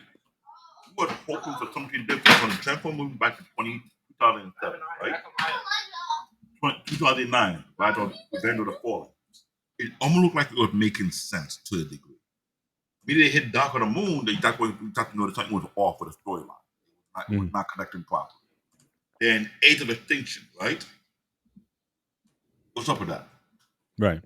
Where And I think do the other thing that's off is again the lack of recognition. I mean, the one thing about Prime, not only like I said, the consistency of the voice acting, but also the how he looks. Again, I didn't like the fact that they went. Now, again, obviously, you can't turn Megatron into a handheld pistol. I mean, even physics as such, you can't. You can only do so much with that. That's why I kind of like the fact in Transformers One from the clips that I saw, he was like a tank, which I can get behind something like that. But I thought that the Autobots or certainly the Decepticons in general, they were too alien looking. But what's the one character they did not mess with? And what's the Prime. one character that they've had it? Prime. He still looks like, even I don't care. Look at we saw the clips of the Japanese series that they've done in the past. Doesn't matter what you throw around. What makes it Transformers is Optimus Prime and how he looks. And so again, I think that the total alien thing I get at least maybe on the onset, but once they became, once they got the Earth machines, I think they still should have looked more like the characters that we're used to. And again, I think that's just a major shift and a change from what they could have done to, again, you don't want to, I guess, mess with your existing customer. Any business that wants to grow, first order of business is don't take off your existing customer base in Bingo. chasing and a new customer base. and that would happen from the first movie because when the first movie came out, right? A lot of people went to the movie. I spoke with OG fans who grew up watching the Transformers, and I listened to what they were saying. They said it was not feeling because first and foremost, based on Generation 1, the whole premise was robot versus robot interaction. There was too much of robot versus human interaction on the first movie compared to the original Generation 1, with more robot versus robot interaction. The second one, unnecessary jokes was added onto it. It was not, it was killing it. It was destroying the whole vibe. Third one is you could start seeing the downward progress. It was like they didn't even care about the storytelling. When you brought in the idea of Unicron and you just scratch it off on the next movie, it's almost like, what are you doing? Right. But I'm saying, but even in some of those, like I said, Dark Side of the Moon, like Soundwave. I mean, with the spinning snake-like figure or whatever. I mean, again, I'm like, this isn't what I'm used Yeah, to seeing. Soundwave, they went way too far with that shit. Now, I liked when they brought the Age of Extinction. I like that you brought the Dinobots in, but why didn't you name them the Dinobots? Grimlock is arguably the maybe I say the third most well, I say third or fourth between Prime, Megatron, and Bumblebee. Grimlock is like, why don't you name the characters the way they're named? And not only that, when you had Grimlock there, why didn't Lock showcase his robot form? That, and why didn't he speak? Here's the other question: why was no backstory on them? A little bit. Yeah, I mean, it's so again. There's just a lot of again. They just, like I said, that's why I don't necessarily like talking about again the franchise as a whole. But my thing is, if you want to get back to the base, then I think you need to restore and have it look like what that base was. Which means the same thing I tell you about the Star Wars will happen to this one. Oh yeah, You give it a hard reboot. Now, question is, who can you trust that will do it properly? Because Michael Bay did a shit show. Oh well, we know who did the best. To me, second or third best Star Wars movie is Rogue One. So bring back that guy who did Rogue One, and I think because I still think there's you can continue to do again. You don't have to reinvent the wheel. There are still plenty of Star Wars between the episodes, the main six, because those are really ones I only recognize. And I get that, but you did only one. You did one bridge. Well, really two. I mean, Solo wasn't that great, but I'm just saying. But you could certainly go back. You could do, for example, you could do Splinter in the Mind's Eye. You could do, because there's a lot of because there's like a 3-year period between these films. In terms of the chronology of what's going on, you see Luke Skywalker. Clone War series, Paul. What's that? They did the Clone War series, the anime series, Clone War between. Right. I'm talking about if they want to get back to live action. I'm only talking in the context of live action films. If they want to do, like I said, if they want to do like a Rogue One was like the perfect bridge between the prequel and episode well, really it's episode 4, but in the chronology, Star Wars, the first Star Wars movie.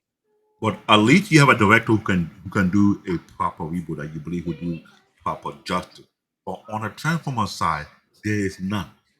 But I'm saying, but you don't have to do a reboot. I'm saying even with Star Wars, you could just play within the existing story and you basically get everybody back.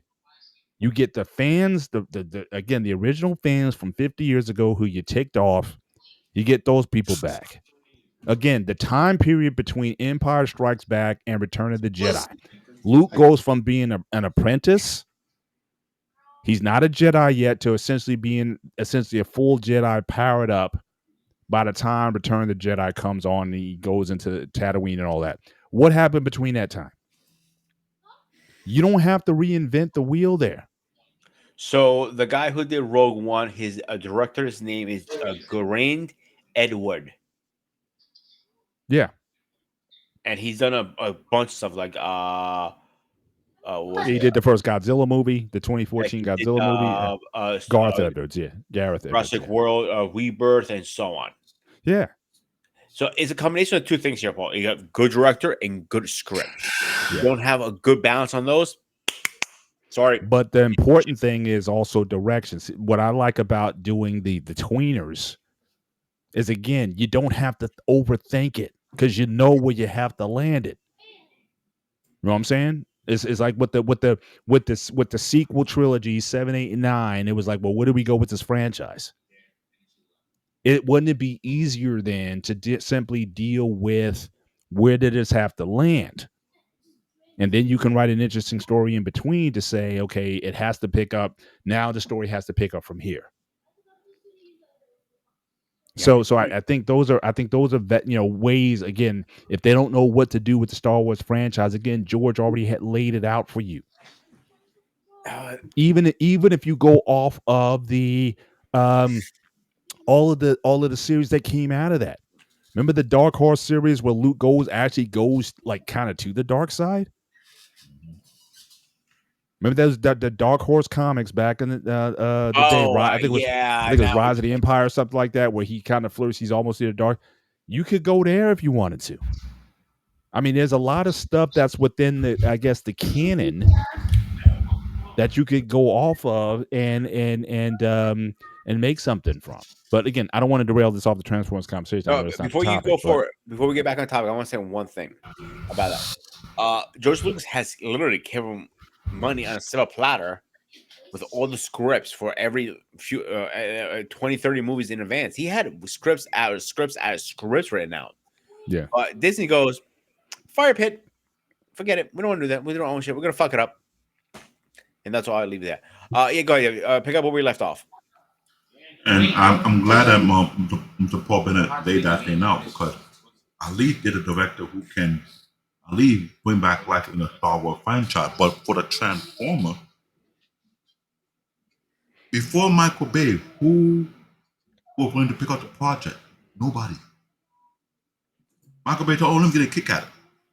So when I'm looking at the timeline of these 8 movies,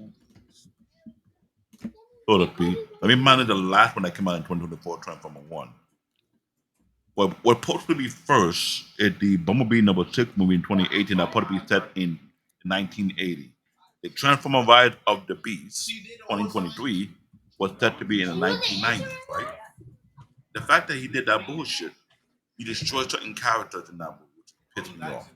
The first movie was set on 2007, second one 2009, third one 2011, 2014, 2017.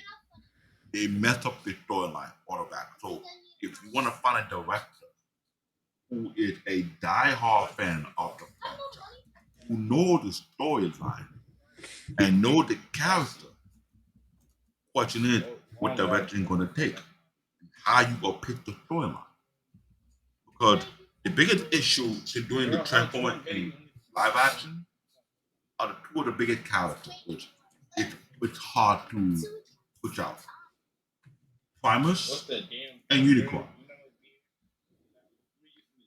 Let's be real. I was curious how to go do that movie with Unicorn in the picture. And they did a shit show on that. Literally. For anybody who was part of the Transformer G1 era, Primus and Unicorn was very much of a very, very big deal.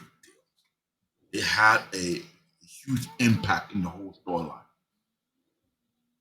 Concerning dark and light, concerning the Autobot and Decepticon, concerning one about creation, one about destruction. It was a very, very big deal. And the fact that he did a crappy job with it, it kind of like you start to wonder, what are you going to watch? It's been another movie. I'm going to watch the Transformer 1 movie. I'm going to find out how I'm going to watch it. Yeah, I think we need to. Hope. Yeah, that's going to be my homework assignment. Yeah. I hope I don't become a Wally 2.0. You're an asshole. But like, I might end up being a 5.0 if I say it's that bad. Mm-hmm. You think Wally was bad about criticizing something? I'm a habituated, because let's be honest, I'm a diehard fan of Transformers, but I didn't like what they did with the first 7 movies. That's a little bit pissed me off. But see, but you guys see all you guys though, you guys marry too much, I think. See, even though again I talk about the old series or whatnot, you guys marry so much to that you can't appreciate it as a property. Like I talked about this with the comics a while back. And what especially when you do comics to live action. Comics, you're allowed to do anything that you want. You take it at face value. I get it. But when it comes to movies, we all of a sudden talk about canon. And if it doesn't align with your canon, then all of a sudden it's the worst thing that we ever created. Me, I watch a movie for what it is. I can watch it. Yes, like I said, even in the Transformer movies, there were certain things that I like, or a lot of movies, like I said, the Wolverine X-Men Origins movie. Again, I have very mixed feelings about it because there were certain things that I loved about the movie, loved it, and then there were other things I'm like, what are you doing? But I wasn't so married to canon that I couldn't appreciate it for what it was. So again, I'm gonna watch Transformers 1 with a total open mind to say, okay, I'm going to take it for what it is. I'm not going to hearken too much to Transformers season 1 or 2 or whatever. It's going to be what it is. And I'm gonna measure the movie on it. Now, again, how it fits in with the rest of the series or the canon, whatever, that's to come afterwards. I get But it. I'm just going in with an empty cup, and I'm going to see what they're going to fill that cup with. I can take it or leave it, but again, that's always been my approach to a lot of these films. Because again, even in film, you have creative license to do things a little bit differently. I get it. And I don't think that should only be that of the comics or the anime or the whatever to make those calls. Again, we just saw how many Transformers series there have been that are radically different from one another. You have Japanese versions, you have Americanized versions, you have all these things that are going on. Again, you got to take it for what it is. My only thing is, even with that, even despite the diversity of the producing, I think it's still too much. It's like I'm transforming out, and I can't. It's very You're burned out a little difficult to. Yeah, I mean, I don't, and quite frankly, for the rest of my life, I don't need any more. I don't blame Give me a couple of the movies, the live action movies, seasons 1 and 2, and that's basically all the Transformers I mostly need. I don't need, and I'll even take the 1986 movie, even though I didn't like Children of the Death of Prime and all that. Throw that in there too. That's all the Transformers I need. I'm not one of these guys I have to read. I've never read like every comic. I've never read every incarnation of everything. I kind of get like the broad strokes, and then all the nuance you want to play with, hit this, that, third, different details here and there, whatever. It's still, again, as long as it kind of hits the notes I'm familiar with, it's like a song. You can do covers, right, of a song. Now, again, there's always going to be the original, which is probably the best, but every once in a while, someone does a cover version that's, hey, you know what? That's pretty good. That's a good original take on it. But to me, it's still the same song. I don't need to hear every cover of every song. I kind of know what the song is, and more times than not, I'm an originalist. Like usually, the original is going to be the best, unless that on that rare occasion where someone does it better. There have been musicians who've done songs, redone songs that I like the way they did it better than the original. A lot of times, they put a bit snazzy or a bit more bombastic or whatever on the song. I mean, there have been, like Shaka Khan. I feel for you. You know that. I mean that the way that Give you a song better starts. example. Shaka The Khan, Shaka House of Khan. the I Rising mean, Sun. what's that? Give you a better example. The House of the Rising Sun. That song has been remade so many times by so Yeah, many different bands for yeah, different reasons. right. But back to Shaka Khan, like I feel for you. I didn't know Prince did that. And I know Prince fans were like kind of, that's a totally different animal right there. Prince fans, I don't even like to mess with those people. I know Eric, he's a huge Prince guy. I'll leave a lot of. I'm a casual when it comes to Prince, and like Prince can do no wrong. But I honestly prefer Shaka Khan's version of "I Feel for You" over Prince's. That's blasphemy to that community, but look, some people just do stuff better, you know. Everybody has their own But it's opinion. still the same song. It's still this. So again, I don't need 31 varieties of the Transformers or any other movie or franchise or entity. Just give me I like regular Coke. Remember when Coke, they came out with new Coke, classic Coke, then went back to old Coke or whatever. Just give me Coca-Cola, man. Only these days I only drink Coke Zero. So that's that's it. Remember they had like 5 different Cokes. They had caffeinated, uncaffeinated, new Caramel. Coke, old, and then they said the classic, the old Coke was the classic Coke at one time. It's like, nah, just give me They had give me Coke, man. you had a caramel Coke, you had a cherry Coke. Yeah, I mean, it's like all. In fact, you can go now. Like you go to like cities restaurants, they have all these Coke. Like you can literally dial it up. If you go to Burger King or whatever, you can dial it up. They got 20 different And McDonald's did the varieties same of thing. Coke. Oh, I hate that machine. And then some So people bad. mix it, right? It's like, okay, give me a Same thing little this, a little McDonald's. that, and this, and Same that. thing McDonald's. They had that machine where you just make the match how you want your drink to be. I'm like, Yeah, I'm like, but David, at the oh, end you of guys the don't end of the day, understand. That's a nightmare machine. That machine yeah, breaks down so much. The capsule this small, the CO2 Yeah. nozzle comes in, and every time I go, I was like, oh, it's not working again. yeah. Fucking imagine the one in My thing Manhattan is near Times Square. How that is. just give me the real thing. Or like I said, zero. Now I'm different now because I've had so much zero. I can't drink regular Coke anymore. It's like it's too thick. It's too sweet. Whatever. It's Coke Zero is like that's the only thing we really drink over here. But that's it. I mean, I don't need to everyone just again wants to just take something that's good and just repackage it, reformat it, try to do something new to create a new audience. You don't have to do that. And sometimes you have to just say, you know what? Leave this alone. Create something else.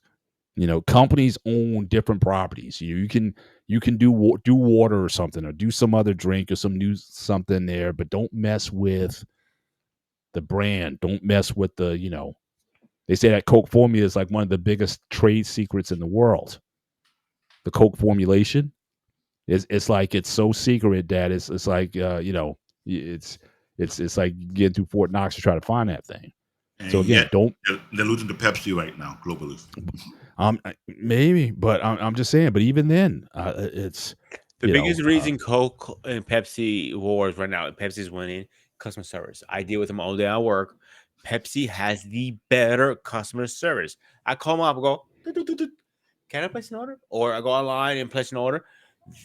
I don't have to wait. They're not union, number one. And I'm not saying use a bad thing, but if it's a holiday, shut down. A snow flurry, shut down. Rain, shut down. I'm like, the fuck? I'm like, he sprained his toe, shut down. He broke a nail, shut down.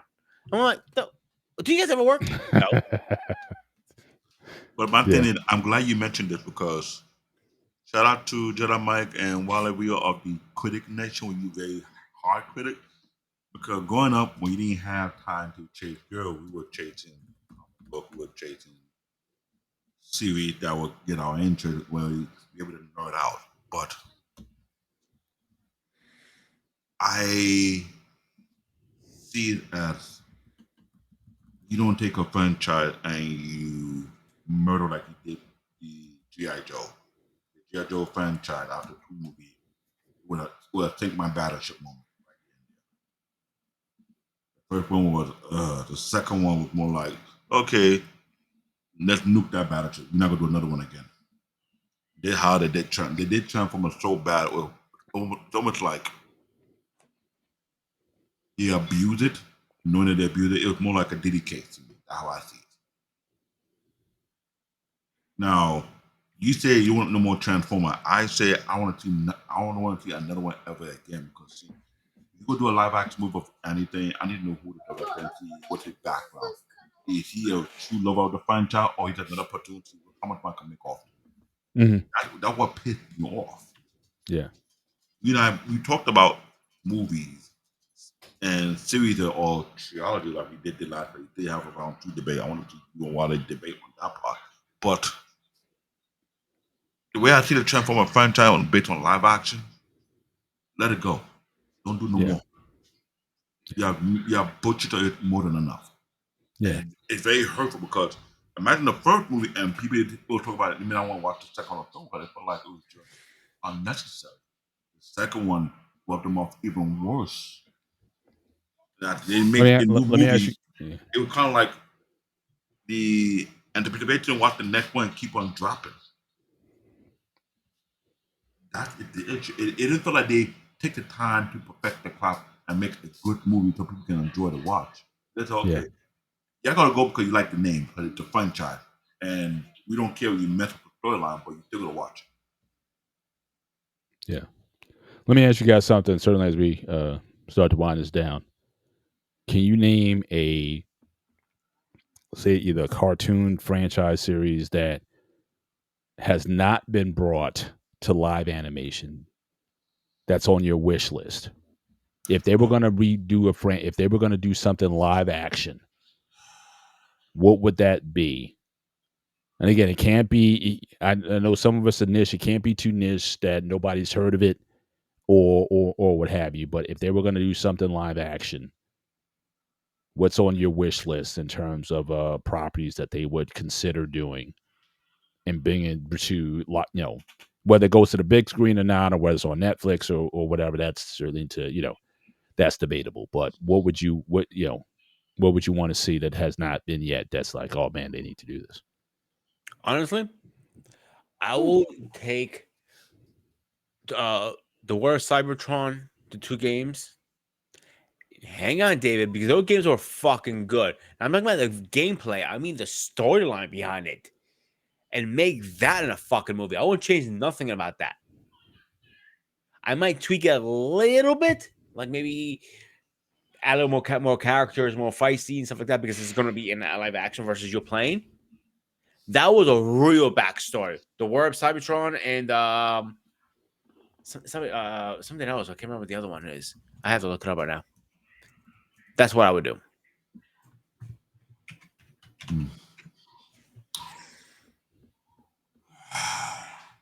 It's very difficult. I was taking 2 iconic cartoons from the same era that came out, either the Silverhawk or the Star Ranger, either one of those 2. But in my back of my mind, I'm trying to figure out how would they pull this one off without destroying what we love about it. Either that or one that could fall in their range should be easy, but could have been done a long time ago. It Cops. Who? COPN with a dot in between. Cops.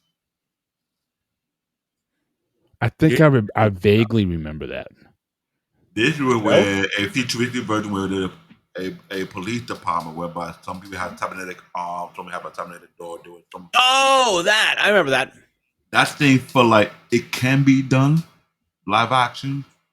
Question is, how would it pull off? Good question. Because there's a lot of cartoon class anime from our time in the 80s that I'm looking through in my head. And the first thing comes to mind, how could I do the live action without butchering it? Would be a little easier to be done. Star Ranger, no, the Galaxy Rangers. That one felt like I don't think that's possible. I was looking for something that would be easier to do because then you're able to do the Terminator properly well. You're able to do Robocop in a way. So that one, the cops should be able to be done at least without going overboard. Because I don't have so much faith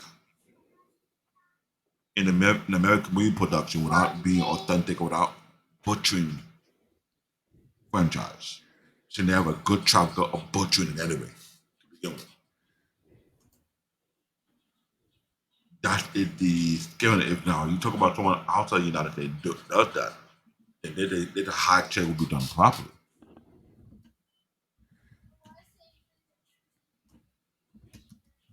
Because, like I think said, from yeah. Go ahead. I think for me, Now I know they're coming out with a He-Man movie, which again, the Dolph Lundgren one notwithstanding, Is that I am actual interested fact to or see. is it a rumor right now? From what I understand, Masters of the Universe 2026. They have their cast, so they're supposed to be coming out with it. So again, I'll see what they do with it. But honestly, if like my dream list, like my wish list, if they were going to animate something, I would say Thundercats. I mean, live Oh, action. oh no! Oh no! Oh no! Thundercats live action. After you see stuff like what was the movie with the what's that big Avatar and what they're able to do with certain things or whatever. I get you. I, I I get you wouldn't on that. mind. I wouldn't mind seeing something similar to Oh, that as a concept. ladies Because and again, gentlemen, Well, to be honest with you, it's already got the name recognition. So again, you already, like I said, you can't just do some property. Thundercats is pretty. You got a generation there, and even today, you got people who follow it. So I'm just saying, if they decide to go live action, I'd be like, all right, at least I got to check it out.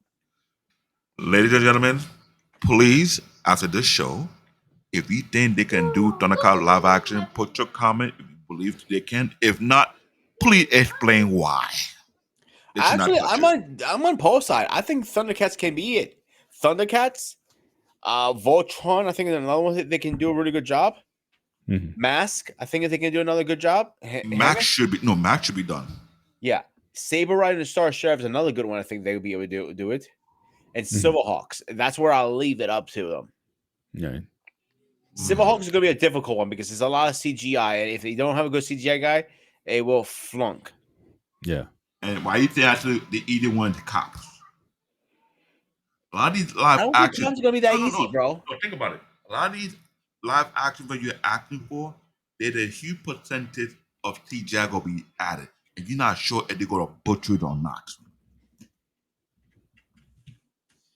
That's what I'm looking at. If I mentioned cop to be easy, Saber and the Star Saber, What about maybe Defenders of the Earth? Thundercat. Oh boy, I'll be real with you. The only thing that Omega got close to doing it properly is the last adaptation of Thundercat did in Cartoon Network for season 1, and they dropped the ball for not doing season 2. Believe me when I say the internet was on fire for that. They were cursing out Cartoon Network heavy for that. Now to do live action, I'm not sure you want a director home to be in the US. Make sure he come from outside the country so they don't look for him. Mhm. Or what about in the middle? Maybe not so much live action, but CGI. So in other words, it's like an anime, an 3-dimensional animation. It has all of the look of like Alita the Battle Angel or something like that. Like something where the characters are I would suggest they're finding and a Japanese production. they look they don't look human per se, but they're in a world where they have fur, whiskers move and things that. What about something like that in the middle? If you didn't want like an actor actually playing them, but fully CGI, but definitely in a universe that looks more live action than not. Is that a That's good what you were talking compromise? about, a live movie, Paul. I would say hire a Japanese production team on that one because Mm. they will do it better than American production team because when you come to, I'm not trying to be shady on it, but when you come to the Japanese production team, the mindset of perfection is built in them.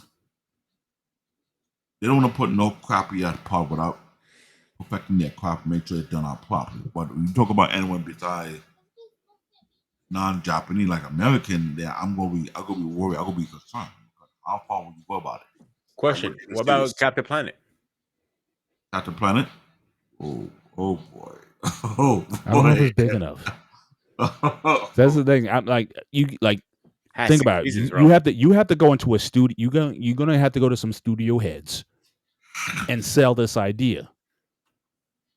So what has more name ID? What has more brand recognition? Thundercats or Captain Planet?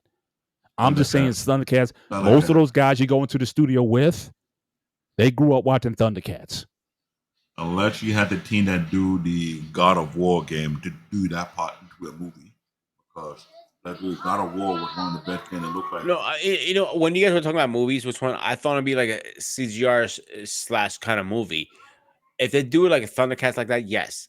Voltron 50-50 mix, yes. It's gonna be hard to get it right in the middle. I could see them doing Voltron full live action though, almost like what they did with Pacific Rim, kind of like That's why I want the like giant I, robot, okay, something like that. I could I see see your them doing angle. that with Voltron for sure. I see your I could see angle on them that. like doing Gargoyles, for example, a very successful series. Oh God! Only Oh has no no three no no seasons. no no no! Hang on. That can be a good movie if you have a good script, a good director. Simple as that. But except that, let's get into our final thoughts. Because Go be a good way. hang on. You're always in a hurry. You got a hot day or something tonight, man? I'm Chill. hungry. You're in New York. I don't care. All right, David, go first. Final thought. This is a good conversation, but my thing about the idea of Optimus Prime, I feel Optimus Prime could have been done better because he wanted to create a character in being produced throughout the 80s, bring up now. I feel they could have done a much better job. That was my thing why I criticized this reign. But if they were to do another movie, live action, I'm gonna be very typical. Don't screw up the character because the character have a persona that needs to be done justice. Now all these other ideas for live action, I'm scared because whenever they take it into my childhood, it's in our childhood, the 80s childhood happened on the chopping block for butcher. I'm not too happy about. So I'm not sure it'll be possible. Maybe you can prove me wrong. Shout out to John Mike. If you think I'm wrong for thinking that way, give me put in the comment saying why I'm wrong and please explain the detail.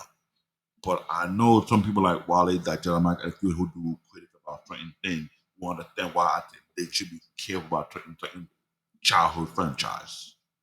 Thundercat going live action, well, you had to convince me they're not gonna screw it up. That about the thing. But other than that, it has been a great conversation. I want you guys to put your comment and think what you think about the show and what you think about live action, the adaptation of whatever that came from your childhood. Should be a good read on that. That is my final thought.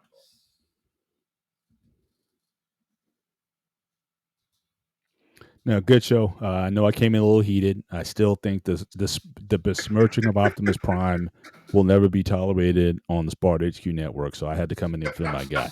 Like I said, I think he's arguably the greatest hero ever conceived in any cartoon, any franchise, any comic or whatever.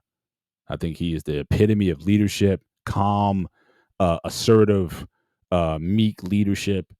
And I think there's no surprise that he's been certainly a character looked at very affectionately for 40 something years. So again, I love Optimus Prime, and more in particular, sort of Peter Cullen.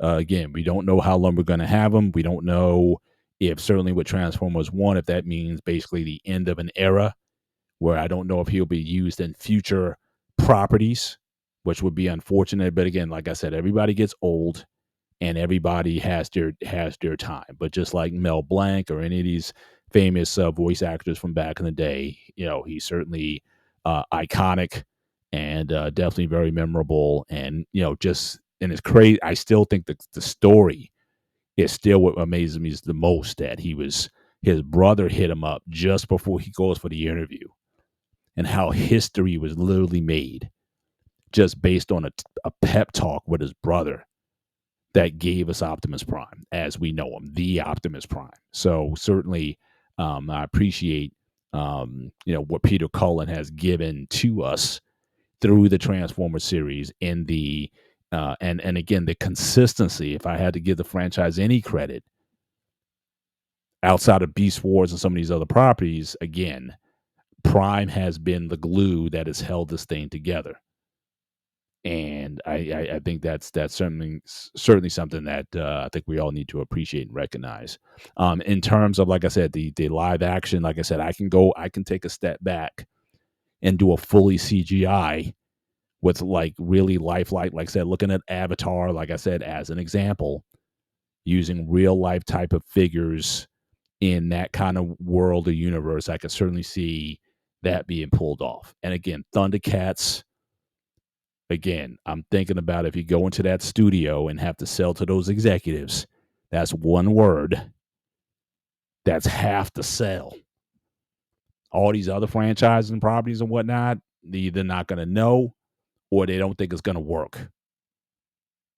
But Thundercats are still up there in terms of, not only memory, but also in fellowship. So I think, that's certainly a property and intellectual property that I think we can still do some things with and flesh it out certainly to a large extent.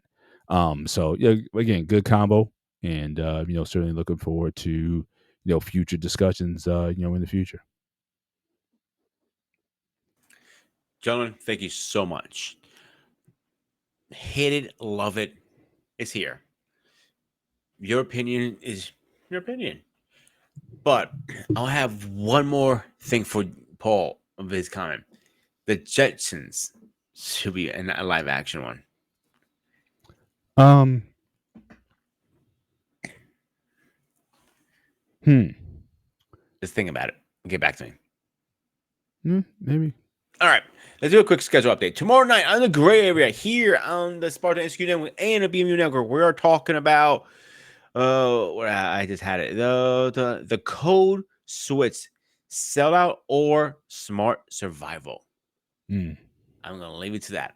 And now we'll come back on Tuesday after we'll get a 1 day off from streaming. Is stop judging others. You heard me right. We're gonna have that conversation. I'm looking forward to it. And David, you want to talk about your show on Thursday? I mean Wednesday. Excuse me. Wednesday. We talk about a unique anime franchise catered to the nerdy aspect of science and technology and discovery, or Dr. Stone. This is a franchise that kind of got a unique following, fun, energetic, and I hate to say it, educational on a higher level. It's kind of like an anime that it kind of like give you the blueprint how to build something and make it fun to watch, but also educating as well. So we should have a good time discussing this. We'll do season 1. There are actually 4 seasons to this right now. We'll discuss season 1 and the detail behind it and the science behind it as well, because this is one of those type of anime. I'll be talking about why anime is different from cartoon. It's not about just mix up any different out there. It's dealing with real fact and information and science on top of it. But it's cool. I'm gonna spill too much, but you wait on that day to enjoy the show. And you're back on with Thursday with Paul. Paul, you want to take over from here? Yeah. So again, the Thursday show will be again on the power of words, and again that was that might have been a title from the last show, but again we're going to reuse that for this show coming up. So again, power of words, and again how changing the words that you use can certainly lead to a more successful outcomes through using that. So definitely happy for the first show. Thank you guys for tuning in and watching. And again, please send us feedback on how we can certainly make the show better. But certainly looking forward to it. And when we come back on the Hangout on Saturday with Terminator, the Simmering Legend. I'm looking forward to that conversation. So, except that, David, last words? Last word on Tomato. Please bring your facts so we will start fact checking. All right. Only thing I'm going to say, Skynet is real. AKA Elon Musk, we don't need a skyline. Bye. Actually, believe it or not, there actually is a company actually has the name. The Skynet is real, but not AI. It's a different format they used it. I know. Anyway, Mr. President, I'm good. all right. I am the Spartan from SQ Network. He is Black David. He is Mr. President.